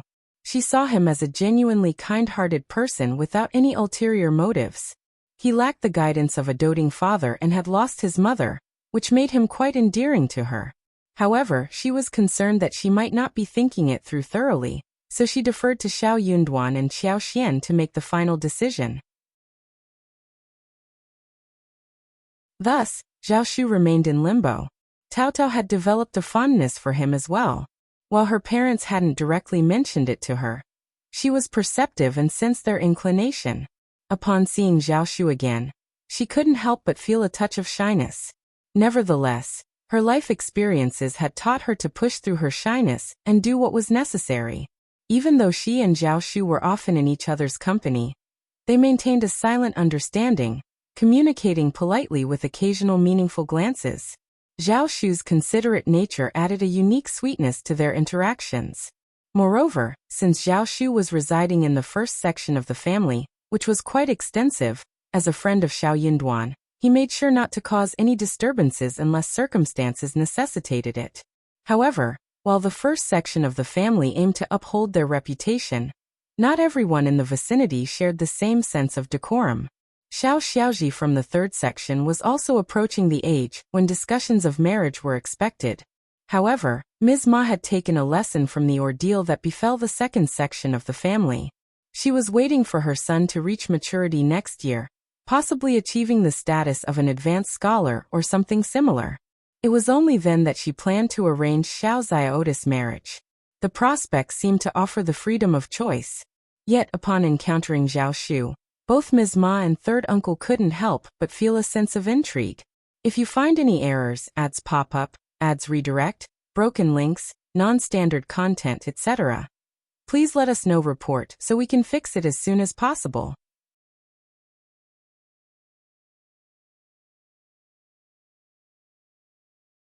Chapter 1419. A family's thoughts. His son was undeniably a good person, but the unspoken agreement between them left them hesitant to guarantee that their son would certainly pass the intermediate examinations next year. What if he didn't succeed, another 3 years of waiting would be necessary, a prospect Xiao Xiaoji couldn't afford. Moreover, young Master Zhao was undeniably wealthy. With no parents, elders, or siblings to share his wealth with, should their daughter marry into his family, she would become the mistress of the household. As the sole elders of young Master Zhao, they would enjoy considerable riches. The prospect was undeniably appealing. Ms. Ma even began to sympathize with Zhao Shu, saying, "Young Master Zhao excels in many areas, but he's overly generous and somewhat indolent. How can he spend so extravagantly, treating all those unrelated people to meals and drinks constantly? If he were to become our son-in-law, I'd have to teach him a thing or two. This extravagant generosity can't continue, with people taking advantage without offering anything in return." Third uncle concurred, stating, "Exactly. I was thinking the same thing. He's still young and inexperienced in the ways of the world. As his elders, we should guide him, so I'll take it upon myself to do just that. Come him on board too." Ms. Ma didn't want to be left behind, adding with a chuckle, "The ones who've been taken advantage of the most are elder brother and sister-in-law. Young Master Zhao has enjoyed their hospitality while staying at their home. I'll make sure they return everything he's benefited from." That's right. The couple engaged in a spirited conversation. Coincidentally, Xiao Xiaoji shared her feelings with Ms. Ma. She had developed feelings for young Master Zhao. Ms. Ma was absolutely thrilled to hear this. "Ah!" third uncle exclaimed, clapping his hands with delight. "This is destiny at work. To meet unexpectedly from thousands of miles away, it's true serendipity. Otherwise, how could things align so perfectly? Just as you were considering a proposal, young Master Zhao arrived." Xiao Xiaoji blushed and turned away, feeling shy. "Mother!" Ms. Ma laughed heartily and exclaimed, "Silly girl, this is a wonderful opportunity. Why are you so bashful? I'll speak with him tomorrow, no today." Xiao Xiaoji grew even more embarrassed. She couldn't help but express her concern. But what if Elder Aunt disagrees? What if she causes trouble? Ms. Ma sneered. She wouldn't dare. Oh my, she's quite the troublemaker. She just might have the audacity to do so. I won't inform her yet. Instead, I'll tell your uncle. Well, prepare a feast with food and wine, and have your uncle bring young Master Zhao here. By sharing a meal together before discussing the matter, They were sure to be successful. When the time comes, dress up elegantly and put on your new attire. Adorn yourself with silk flowers and silver hairpins. You still have some cosmetics, don't you? Put those on as well. The family's situation had improved, and Xiao Xiaoji had acquired a few new outfits and silver accessories. Xiao Xiaoji bashfully agreed, saying, "Mother, do you think elder aunt will also like young Master Zhao? After all, Tao Tao also needs to marry, right? What if?" "No, she won't," Ms. Ma asserted, her expression stern as she snorted. "Don't even entertain such thoughts. Tao Tao has your fifth cousin, doesn't she? Your fifth cousin will find a match for her. She won't try to take young Master Zhao from you, or you'll have a confrontation with them." Xiao Zai's heart fluttered with relief. Ms. Ma was eager to see her daughter marry Zhao Shu soon, so she instructed third uncle to bring eldest uncle home. Having learned their lesson, they didn't want to inform Ms. Fang, who had Xiao Yunduan as her protector, about their plans. If you find any errors, ads pop up, ads redirect, broken links, non-standard content, etc., please let us know. Report so we can fix it as soon as possible.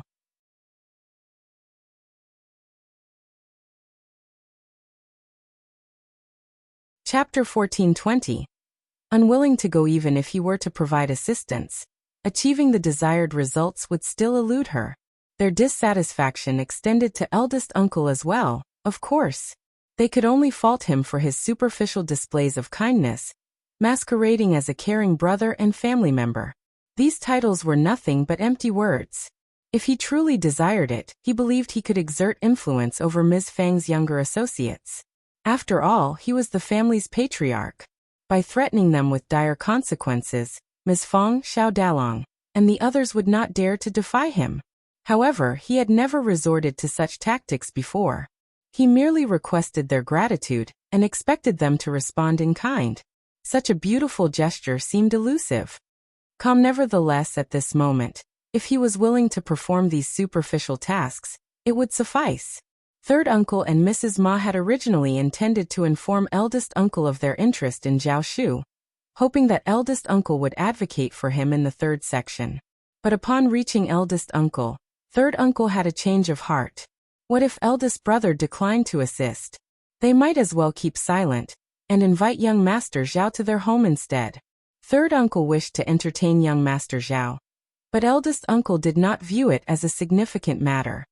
He believed third uncle was trying to establish a friendship between young Master Zhao and Xiao Lulang, so he readily consented. Third uncle was delighted. Unexpectedly, Zhao Shu was reluctant to comply. Despite his brief time in Shouting Village, he had become well-liked and developed affection for Tao Tao. Many villagers favored the gossips. What couldn't he learn about? Zhao Shu had a clear understanding of the dynamics within the Xiao family's first, third, and second sections. Undoubtedly, his loyalty lay with the first section of the family. His encounters with Ms. Ma, third uncle, Ms. Niu, and others only deepened his dislike for them. There were individuals he simply couldn't tolerate. A single glance was enough to fuel his aversion. When the third section proposed treating him to a meal, he adamantly refused. Not only did Zhao Shu decline the offer, but he also went to Ms. Fang and Tao Tao to share his decision, hoping to gain their favor.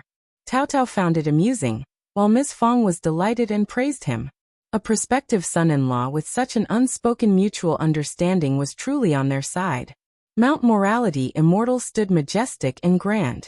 It stood at the center of the central divine continent, like a colossal pillar supporting the heavens. In fact, for tens of thousands of years, the Taoist Immortal sect had been situated upon this mountain, overlooking all beings from its lofty height. However, today, the pillar that countless cultivators of the central divine continent looked up to was now submerged in surging vital energy. The sound of rushing water echoed. Brilliant and shocking vital energy, mighty and overwhelming, collided fiercely with the sect protection array of Mount Morality Immortal. At every instant, a vast amount of vital energy evaporated, while also causing numerous sections of the sect protection array to collapse. Still, the submerging vital energy engulfing Mount Morality Immortal did not show any signs of slowing, seeming endless and boundless. What's going on? Has someone dared to attack the Dao Immortal sect? This red vastness is the power of vital energy? How can there be such immense vital energy? Most of the Dao Immortal sect disciples had yet to react. Just moments ago, they were cultivating in their own caves, and the next, they felt terrifying fluctuations coming from the direction of the cloud mist-blessed land. Then, this was the scene they were faced with now. The Grand Mount Morality Immortal had been submerged in surging vital energy, and at this moment, countless formations within the mountain were activated, resisting the erosion of the vital energy. Eldest uncle was taken aback and remained lost in thought for quite some time. Elder brother, we implore you to assist us in this matter. Xiaoji is your own niece. In my opinion, Yin Duan currently holds a high-ranking position in the capital. Our Lulang is gifted and has a bright future ahead. He's on track to be recommended for the Advanced Scholar examination next year, and if he succeeds in the mid-year assessment, he could secure an official position. Our family has undergone significant changes. We are now worthy of young Master Zhao's consideration. Eldest uncle. Eldest uncle felt a deep sense of bitterness welling up within him. How had things come to this point? So young Master Zhao had approached me and Ms. Fang about marrying Tao Tao, but I didn't agree to it. And Ms. Fang likely had her reservations as well since she deferred the decision to our fifth son and his wife. If you find any errors, ads pop up, ads redirect, broken links, non-standard content, etc., please let us know report so we can fix it as soon as possible.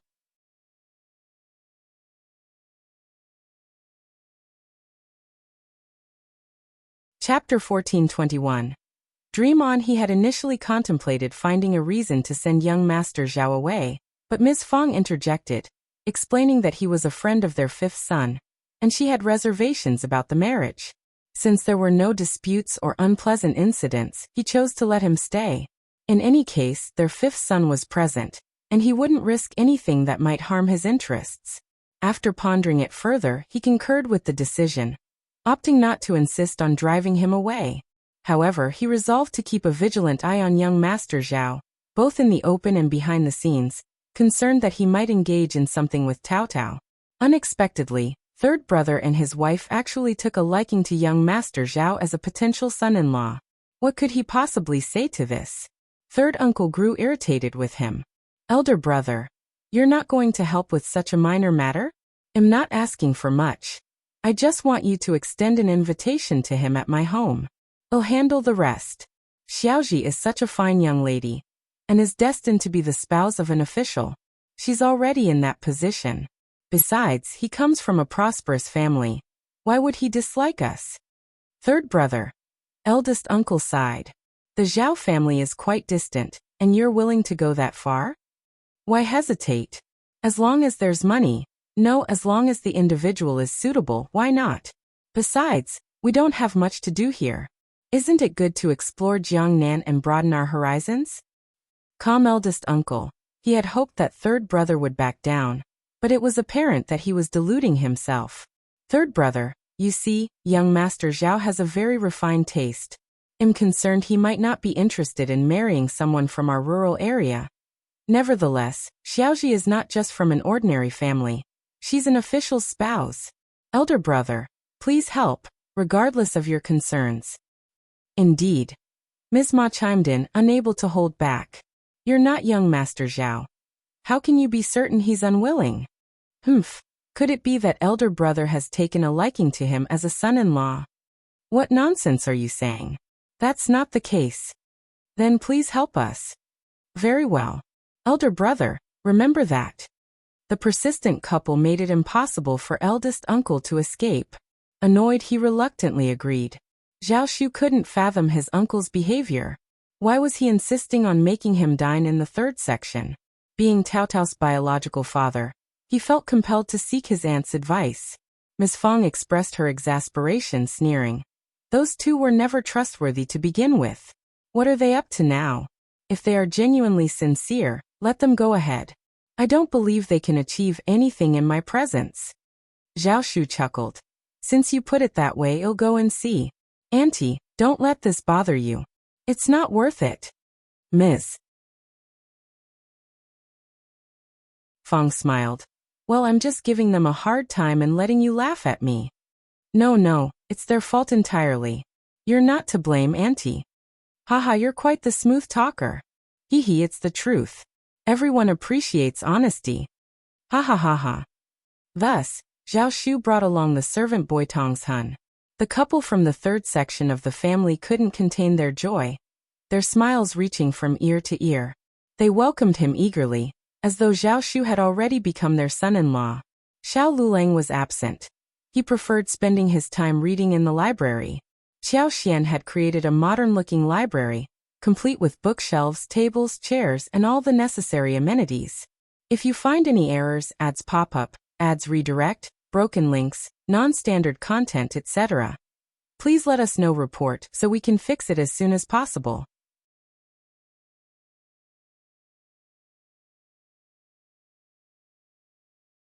Chapter 1422. Instantly understanding, Xiao Lulang had a strong affinity for that place. He had the entire spacious second floor to himself, which he always locked when leaving. If Xiao Yunduan and Qiao Xian were at home, they would not permit this behavior, but no one else dared to raise objections. Ms. Fang in particular didn't mind. The space was still roomy enough for her to use. Xiao Lulang was well aware of Zhao Shu and his parents' intentions. In the past, he would have eagerly involved himself, but not anymore. Furthermore, he had reservations about the likelihood of their plan succeeding. However, he refrained from interfering, just in case. What if it actually worked? If it did, it could prove advantageous to him. After all, Zhao Shu exuded an air of sophistication. With his elegant yet understated attire, the fan in his hand, the jade pendant hanging from his waist, and the hairpin, all remarkable items. Moreover, Zhao Shu's nonchalant and natural attitude towards wealth hinted at a wealthier family background than Xiao Lulang had initially thought. If this endeavor failed, it was fine too.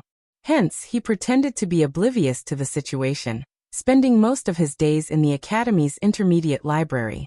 On a particular day, Ms. Ma and third uncle extended an invitation to Zhao Shu for dinner, but he chose not to return home. Zhao Shu had grown weary of the couple's overbearing and sycophantic hospitality. If it weren't for his uncle, he would have departed long ago. However, the couple remained oblivious and unfazed by his perfunctory attitude.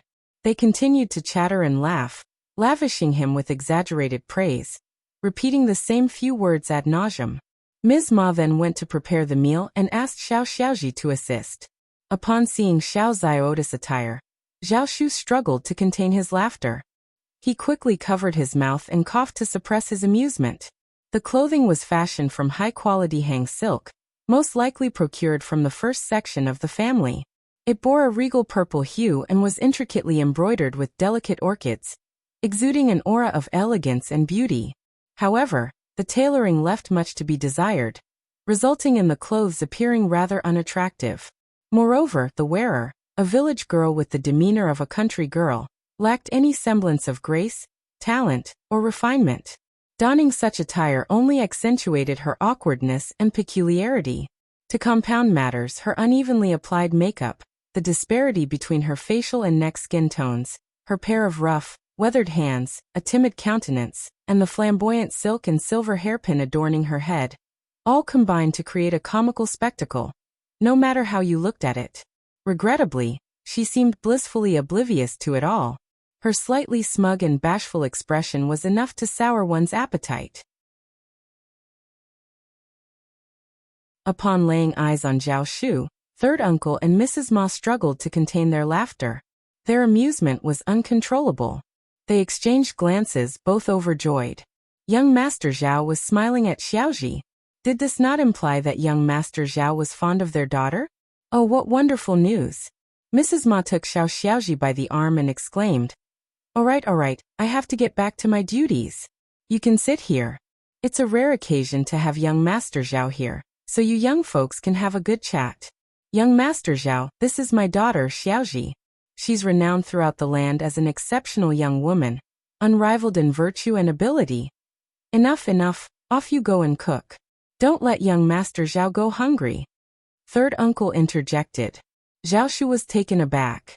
Observing Mrs. Ma and third uncle beaming at her, And then looking at Xiao Xiaoji, who was blushing shyly, it suddenly dawned on her what was transpiring. If you find any errors, ads pop up, ads redirect, broken links, non-standard content, etc., please let us know. Report so we can fix it as soon as possible.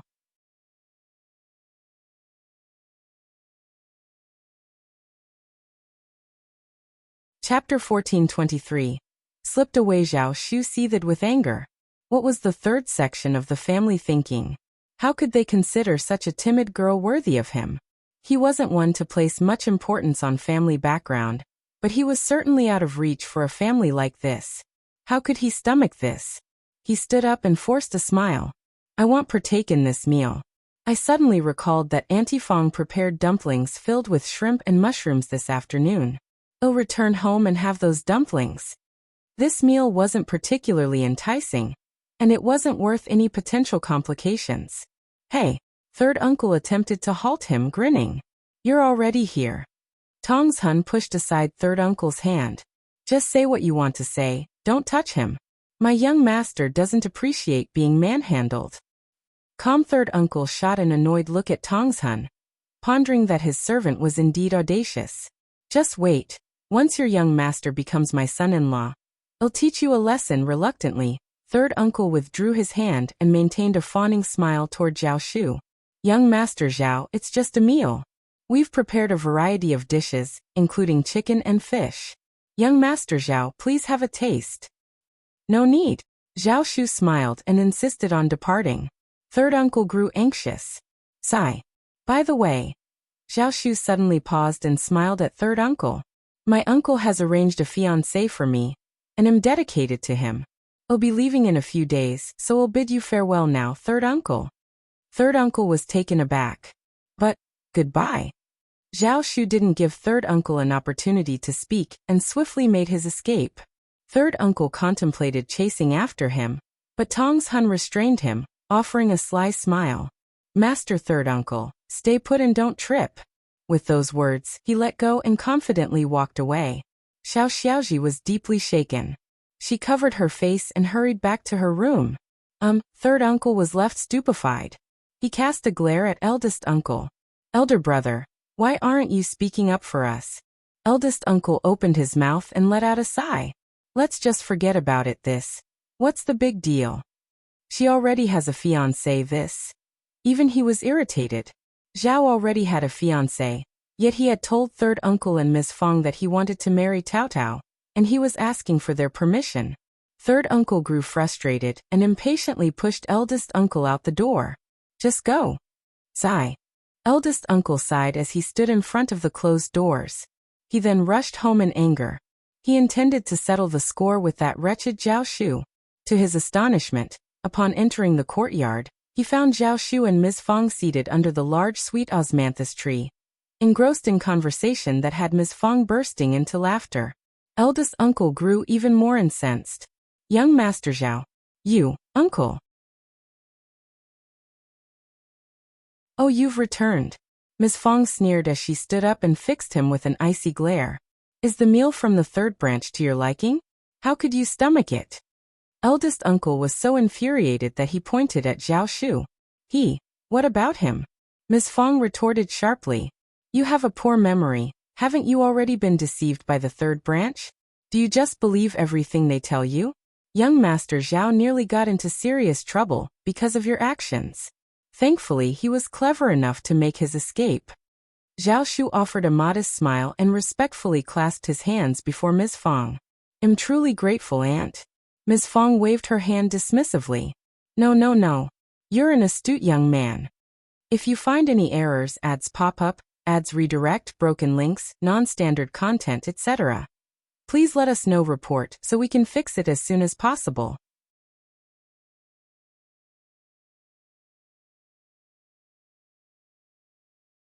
Chapter 1424. Understanding. Eldest uncle sneered. He might understand, but do you? He claimed he wanted to marry Tao Tao, but he already has a fiancé. He's a liar. However, Ms. Fong remained unfazed by his accusation. She rolled her eyes and remarked, he's just trying to distance himself from the third branch. That's why he's being clever about it. Uncle, I've already explained this to Aunt. I'm only trying to appease third uncle and the others. Otherwise, I'm afraid they might get entangled and tarnish everyone's reputation. That wouldn't be appropriate. I shouldn't have deceived you. Please forgive me. Zhao Shu bowed respectfully to eldest uncle. Eldest uncle, after all this time, was he the only one who looked foolish? Ms. Feng quickly interjected. Zhao, don't be so formal. It's all a misunderstanding. My husband didn't know what was happening, and he made a mistake. I'm not holding it against you. Eldest uncle. Calm eldest uncle remained skeptical. Really? Zhao Shu smiled. Of course I wouldn't dare to lie to you, or Lord Qiao wouldn't forgive me. True. Ms. Feng sneered. You're quite something. You're assisting the third son and his wife. Are you out of your mind? It's not that I don't like Xiaoji, but do you really think she's a match for Zhao? Even Ms. Feng wasn't entirely convinced that Tao Tao could measure up to Zhao Shu.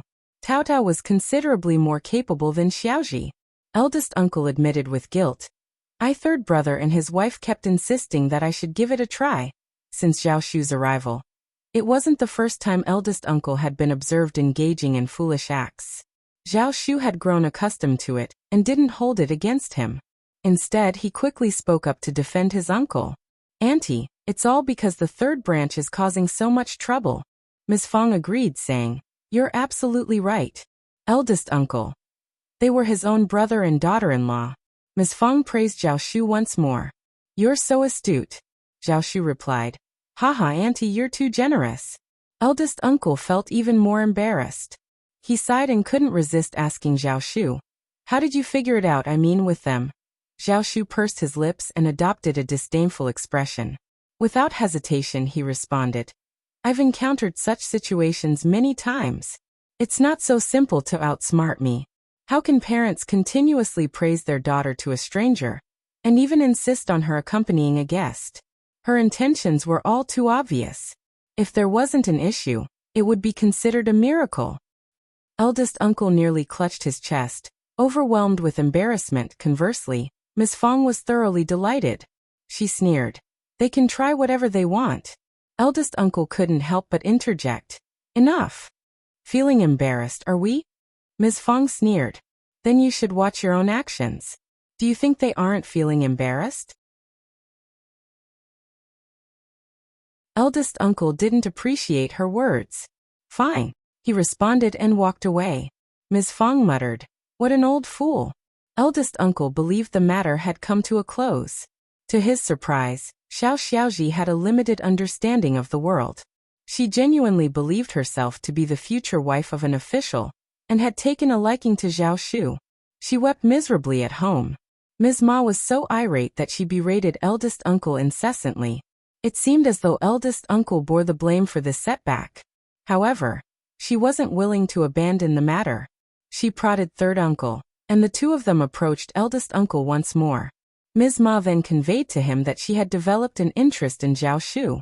If you find any errors, ads pop up, ads redirect, broken links, non-standard content, etc., please let us know. Report so we can fix it as soon as possible.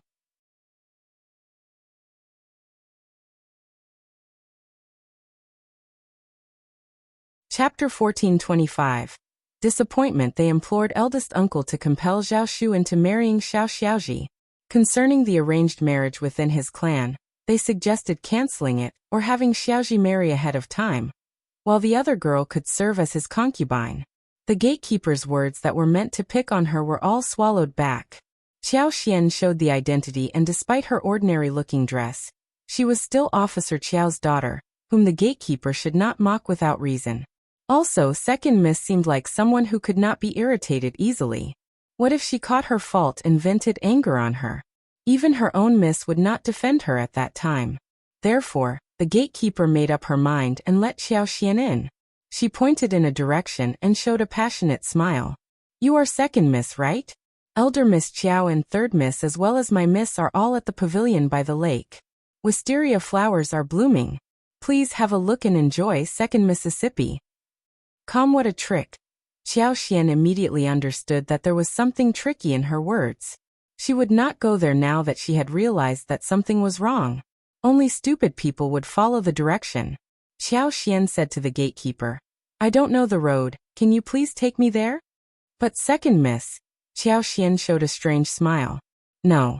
I am the guest here. Is it so difficult for you to take me there? Or do you think that I don't deserve your help? Of course not. The gatekeeper, who was an aunt, had no choice but to lead Qiao Xian to the venue. She was mumbling to herself while walking. Who said that second miss was honest, timid and easily tricked? That person must be lying. The aunt did not lead Qiao Xian there directly, fearing that her mistress would blame her for not following the order. She took her on a tour, so she could at least complete her misorder. Qiao Xian soon realized what this aunt was doing. But she said nothing. She did not care if she had to walk a little more. Moreover, she was not worried that the aunt would take her somewhere dangerous. She could see the whole abbey when she opened her magical senses. Nothing could escape her sight. She could sense where Qiao Wei and the other ladies were, and what they were doing. Suddenly, Qiao Xian paused. She was both surprised and overjoyed. She saw 2 small tomatoes that were growing randomly in a corner. The 2 tomatoes were not growing in a healthy way and had collapsed. There were flowers and red fruits, but they were not very big in size. It was something the Zhao family had gotten from somewhere, but they could not recognize what these plants were, so they put them randomly in this place. No one would spend much effort planting fruits. That was why they were left alone here. It was a very good thing for her. She glanced around and saw that she and the aunt were alone. Qiao Xian suddenly let out a scream and paused in her steps. I seem to have dropped my handkerchief. Aunt, please find it for me. The aunt had no intention of helping her, but she suddenly thought of something and nodded immediately. Qiao Xian smiled. You have to return and lead the way for me, otherwise I will go home. Startled, the aunt said with her breath held.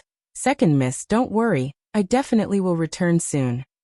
She had intended to leave directly, but if Qiao Xian left because of her absence, her miss would definitely blame her. Second miss was an honest and easily bullied person? That was incorrect. The moment that aunt left, Qiao Xian went to pick up 2 large tomatoes and put them in arms. She was cheering happily inside her heart at this moment. Even if they didn't express their gratitude, he never held it against them. But how could they speak about him in such a manner? Upon seeing the despondent expression on eldest uncle's face, third uncle and Mrs. Ma felt not a shred of remorse. Instead, they appeared utterly delighted. They cursed and departed in anger. If you find any errors, ads pop up, ads redirect, broken links, non-standard content, etc., please let us know. Report so we can fix it as soon as possible.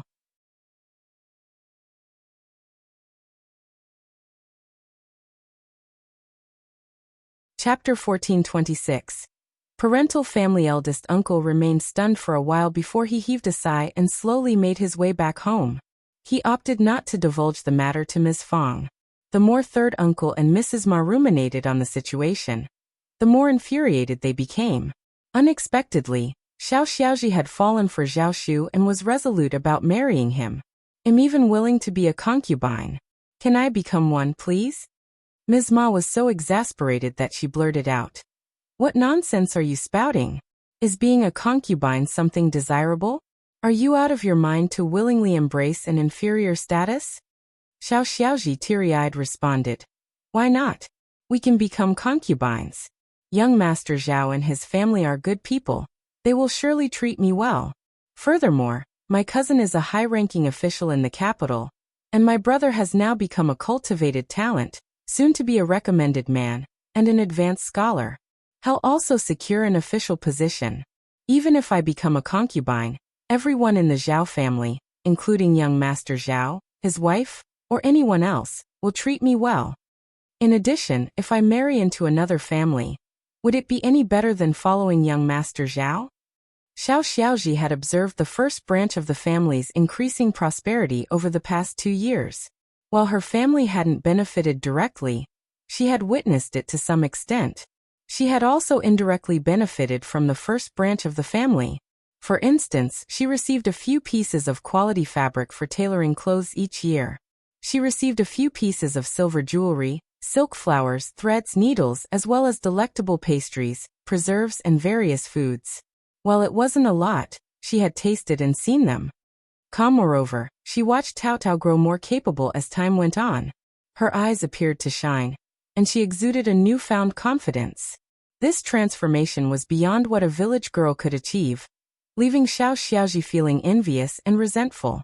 She believed that Cao Cao's shift in demeanor wasn't due to her responsibilities, but stemmed from Xiao Yenduan's rise to an official position, which made Cao Cao more arrogant. After making these comparisons and witnessing the numerous good things Cao Cao experienced, Xiao Xiaoji was unwilling to marry a rustic and lead a life like this for the rest of her days. Fifth cousin and fifth cousin-in-law had mentioned their intent to find a suitable marriage for Cao Cao. Xiao Xiaoji also aspired to secure a promising marriage, similar to Cao Cao's. She wished for her brother to swiftly advance to the position of an intermediate recommended man or advanced scholar, so she could elevate her social status.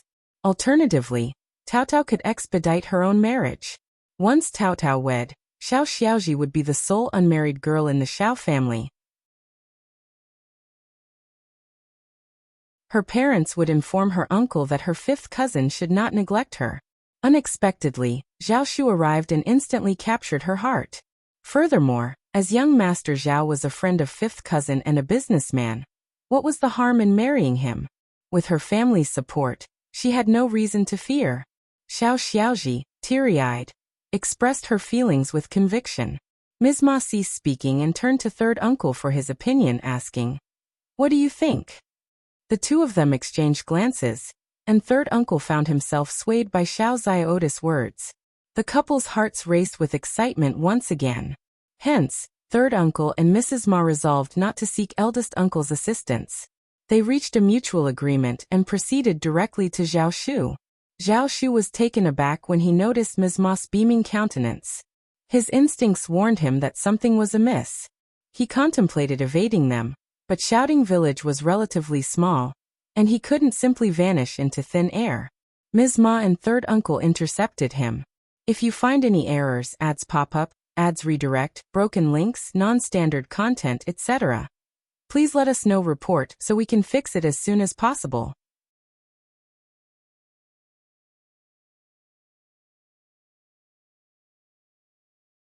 Chapter 1427. Unsettled MS. Ma and third uncle's words left Zhao Shu utterly bewildered. It was as if he harbored suspicions that they might not be Xiao Ziota's biological parents. After all, the Xiao family wasn't destitute to the point of offering their daughter as a concubine out of sheer necessity. What could they possibly be thinking? Moreover, Xiao Xiaoji was Xiao Yenduan's cousin. Did they not concern themselves with her dignity? Zhao Shu held a deep-seated disdain for them, and he wasn't shy about expressing it. He silenced them with a pointed remark. "Your son is pursuing the recommended man examination, the advanced scholar examination, and a path to becoming an official, correct? If he achieves that status and has a sister who is wed to a merchant's family as a concubine, aren't you worried about the potential harm to his reputation? Even I, despite my own shortcomings, wouldn't dare to take an advanced scholar's sister as a concubine for my household. Don't bring this up again." Ms. Ma and third uncle were taken aback. They were irked by Zhao Shu's final statement, yet they also swelled with pride for their son, as if he were already a high-ranking official. However, the couple dispelled such thoughts. Ms. Ma attempted to persuade Xiao Xiaoji. "Once your brother attains the status of an advanced scholar and becomes an official, you can marry anyone you desire. Why must you wed young Master Zhao? In due time, you could even become the wife of an official. I don't think young Master Zhao is anything special. He's a mere businessman looking down on others." Xiao Xiaoji had shed tears for quite some time, and even though her love for Zhao Shu remained, she couldn't ignore Ms. Ma's words. She started thinking about Cao Cao. He would undoubtedly wed an official's daughter in the future, right? It made sense for her to seek an official as well. Perhaps her husband might even surpass Cao Cao's husband in capability. In the end, Cao Cao would have to show her respect. With this in mind, Xiao Xiaoji began to feel slightly comforted. Yet, she struggled to regain her composure. At times, when she caught sight of Zhao Shu, she regarded him with a distant, sorrowful and restrained gaze, causing a shiver to run down his spine from a distance. He'd quickly find a way to escape her presence. Was she completely unhinged? It was truly perplexing. He had even managed to lead Tao Tao into a misunderstanding, causing her to treat him coldly for 2 whole days before he finally explained himself and showered her with affection.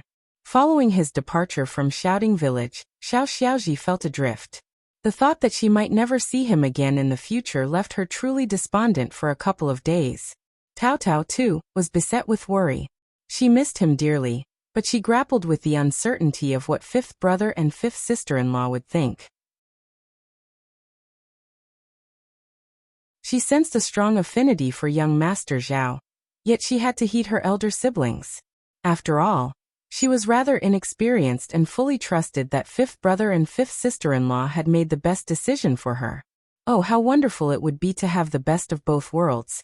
In the blink of an eye, half a month had slipped away in the capital. With the sun's warmth, the weather had already turned quite pleasant. The distant fields were starting to show signs of spring, with grass shoots poking through, casting gentle, shadowy figures. Many trees and flowers were brimming with buds, waiting to burst into bloom with the arrival of the spring rain. Though the chill of winter still lingered in the air, the farmers were already hard at work. The wheat, which had lain dormant through the winter, now stood tall and lush, a verdant sea of green. The vegetable gardens had also begun to be tilled, readying the soil for the planting of a variety of crops. Xiao Xian and Xiao Yunduan made their way to the farm, instructing Songsher to organize the agricultural tasks. It wasn't time to plant potatoes just yet. Despite Xiao Xian's ability to expedite the process with her wood-based abilities, the imperial plantation had a full schedule this year, so they would have to wait their turn. Once the imperial plantation was set, they would begin planting anew. This way, their activities would draw less attention. If you find any errors, ads pop up, ads redirect, broken links, non-standard content, etc., please let us know. Report so we can fix it as soon as possible.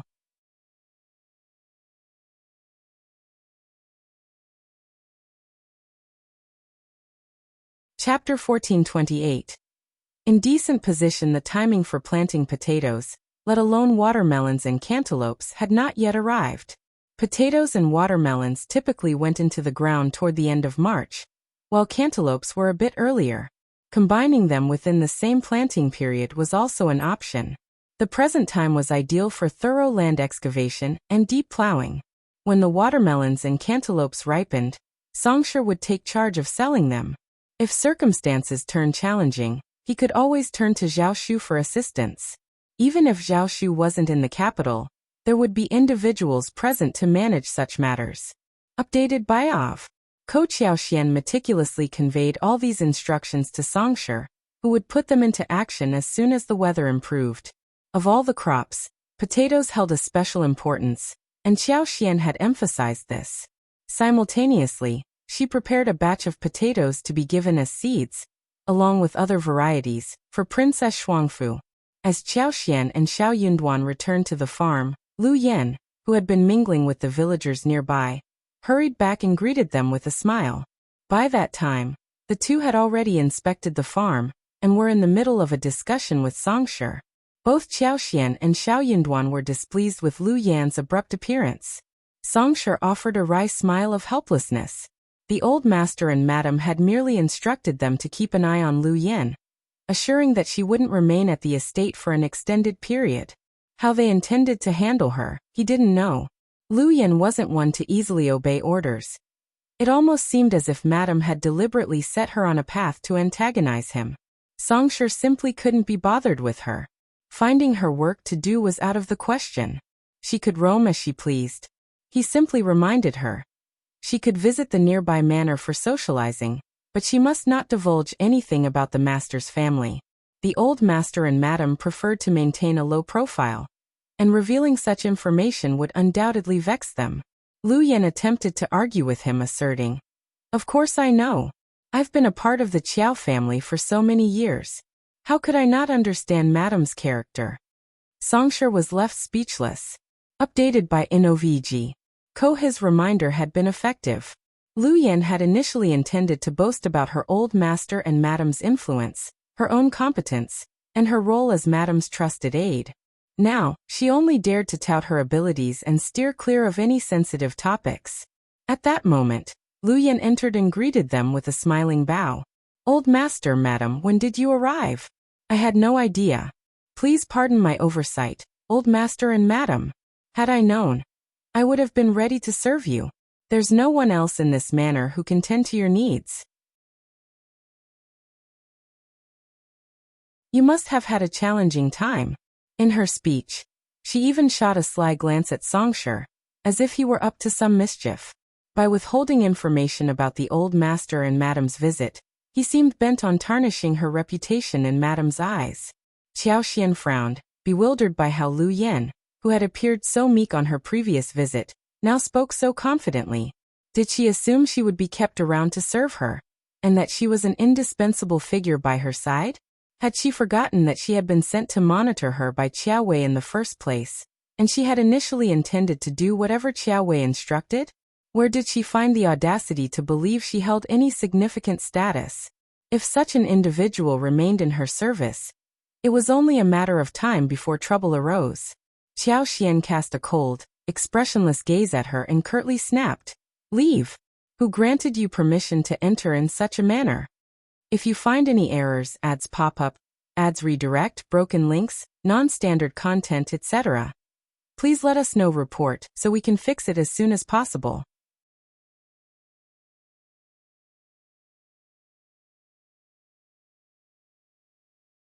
Chapter 1429. Ignore Lu Yan's smile froze. "Madam, get out. Did you not hear madam's instructions?" Xiao Yunduan's aversion to this woman exceeded even that of Qiao Xian. He held a disdain for everything related to the Qiao family. Lu Yan trembled when she encountered Xiao Yunduan's icy gaze, and she dared not utter another word. With a hasty acknowledgement, she hastily departed. As she walked away, she shot a withering glare at Songshi, keeping it out of Qiao Xian and Xiao Yunduan's sight. Updated by Av. Songshi. Did she believe he had disparaged her in front of the old master and madam? Qiao Xian and Xiao Yunduan rose to leave, preparing to return to the city. Songshi respectfully saw them off. Surprisingly, as they were about to board the carriage, Lu Yan mustered her courage and bowed. "Madam, when will I accompany you back? I promise to serve you dutifully." Her demeanor now exhibited far more respect than before. Qiao Xian cast a glance at her and replied calmly, "Just wait." Lu Yan felt disheartened. She opened her mouth, but the words eluded her. All she could manage was a nod and a smile. "Yes, I will heed your instructions. I can't stand idleness. I think of you every day." Qiao Xian contemplated teasing her, thinking, "If you're too free, you could lend a hand in the fields." But she decided against it. She didn't regard Lu Yan as a servant. Their relationship was purely transactional. There was no need to say more. Updated by Novg. Koshi paid no further attention to Lu Yan, and departed with Xiao Yunduan in the carriage. Lu Yan gazed wistfully at the receding carriage. Only after it had completely vanished from view did she turn around, crestfallen. She had initially intended to interrogate Songshi about what he might have disclosed to the old master and madam. However, when she turned around, Songshi had already disappeared. Songshi was highly driven. Upon receiving Qiao Xian and Xiao Yunduan's instructions, he had a multitude of tasks to attend to and no time to deal with Lu Yan. Lu Yan stamped her feet in frustration and silently vowed, "Just wait and see." If she were to become madam's maidservant, her first challenge would be dealing with the haughty Songshi. Ever since she had arrived at the manor, Songshi had shown no sign of valuing her. He hadn't arranged anyone to attend to her needs, and she had even been responsible for her own washing and grooming. This had left her simmering with discontent. In the carriage, Qiao Xian nestled in Xiao Yunduan's embrace. "Oh, I nearly forgot about Lu Yan." Xiao Yunduan held her close and chuckled. "She's a negligible figure, so it's understandable to forget her." Qiao Xian laughed. "I had initially intended to entrust her to young Master Zhao. He has a capable team of subordinates, and dealing with such a matter would be a breeze. However, the timing isn't ideal. Of course, if she asked Zhao Shu for assistance now, he'd gladly oblige. Even if the task were arduous, he'd tackle it with enthusiasm.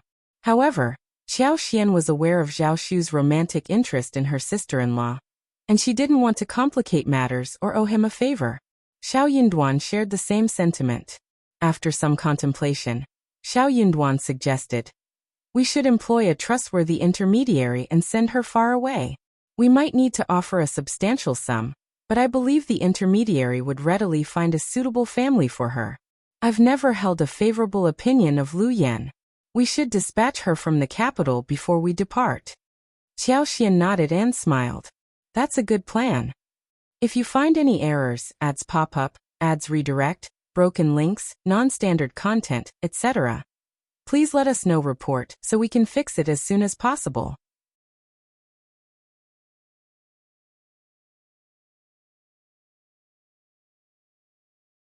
Chapter 1430. Disposition. Thinking about Lu Yan's behavior on that day left Qiao Xian thoroughly repulsed. She had no intention of delaying the matter any longer. The very next day, she took swift action and arranged for a resolution. With the necessary finances in place, the matter proved to be surprisingly uncomplicated. Lu Yan returned to the capital, her self-satisfaction evident. Updated by Av. Ko. Before her departure, she refrained from boasting to the farm's tenants and servants. Amidst their envious glances, she conveyed her well wishes to appease them, and climbed into the carriage with an air of smug superiority. In her view, she was distinct from these people. What could they possibly compare to her? She was meant to serve Madame. As the old master's official status ascended, Madame's prestige would naturally grow, and she in turn would rise. She couldn't help but wonder why Madame hadn't taken her away the day before. Why had she arranged for someone to collect her today? However, Lu Yan hadn't anticipated that upon disembarking from the carriage, she would find herself standing outside a brokerage shop rather than the Qiao residence. She recognized the location all too well, and her expression promptly shifted. Spotting Qiao Xian, she threw herself to the ground and burst into tears before Qiao Xian could utter a word. Qiao Xian was taken aback, unsure why the situation had escalated to this extent. Understanding that individuals like her required an assertive approach, she addressed Lu Yan with a stern expression. "I have no intention of retaining any connection with the Qiao family. I never intended to keep you here. I have no use for a deputy miss who flaunts her status to outsiders." Lu Yan was momentarily stunned, feeling an overwhelming sense of guilt and refraining from further protest. Updated by Novg. Ko. If you continue to stay with the Qiao family, your prospects may not be promising. I can offer you one piece of information in exchange for a lifetime of security through marriage. You won't come out at a loss. If you want more, there's nothing more to be had. Qiao Xian could not help but feel sorry for Xiao Yunduan, who looked furious as he sat on the chair with his hands on his knees and a straight back. Honestly, it was a misfortune for any family when their daughter-in-law decided to hang herself on wedding night. If the bride really died, the whole family would turn into a laughingstock in front of numerous households, and would be looked down upon by everyone around. Anyone would get very angry and get furious. But that was not her business. Qiao Xian was groaning inwardly. What a shitty business she found herself in. Xiao Yunduan, who looked seriously annoyed, said coldly, "If you don't want to marry me, fine. I will send you home early tomorrow morning. Don't worry, I will tell the county magistrate that it is we, the Qiao family, who don't deserve you. I will mention that clearly on our divorce paper, so you won't be blamed in any way." The couple had already exchanged the dowries and gifts, and done the wedding proceedings. In the modern world, it basically meant that the two of them had already got legally married at the Civil Affairs Office. Although one night had passed and nothing happened, Qiao Xian would either divorce on her own, or get divorced by this man. Startled, Qiao Xian shook her head. No, I will stay. She must not leave. If she was divorced by the husband the following day after the wedding, she would never be rid of the fact that she had been rejected by her husband, no matter how well written the divorce paper was. Also, maybe her selfish and ruthless father would not accept her to the family either, claiming that no one from the Qiao family would ever be divorced. After all, she was married off and basically given to her husband's family. She believed that Mrs. Dong and her father would definitely do something like that. When that moment came, her future would be nothing. Even if there was the slightest possibility that her horrible father and Mrs. Dong decided to accept her, would she be able to live a good life? Would she have a completely new life ahead of herself? It would not be a matter of whether there would be a whole new life, but whether she would even have a life. However, if she stayed with the Qiao family, the situation might be a little more promising. She was the daughter of the county magistrate, which was nothing in her own family, but could become her protection talisman in her husband's family. As long as she made full use of her family background, she would definitely have a good life here. Also, this husband of hers had a pair of broad shoulders and narrow waist, giving out an excellent air. His nose bridge was tall, and he had a very sharp silhouette on his face. His eyes seemed sparkling as well. Well, he was very handsome in her eyes, and she was not in a disadvantageous position either. This husband of hers was a student at Minghua College in the county, and he had passed the imperial examination as the cultivated talent at this young age, so probably he was going to become some recommended man, or even an advanced scholar in the future. That would make her life even more promising. Besides, she could decide things later, looking at what happened in the future. At the moment, it was obvious that she should stay with her husband's family, so that her life could be better. Hence, she was not leaving. When the decision was made, Qiao Xian struck her own thigh and squeezed out some tears from her eyes, remembering that she had time traveled to such a terrible situation. Tearfully, she looked at Xiao Yunduan and sobbed.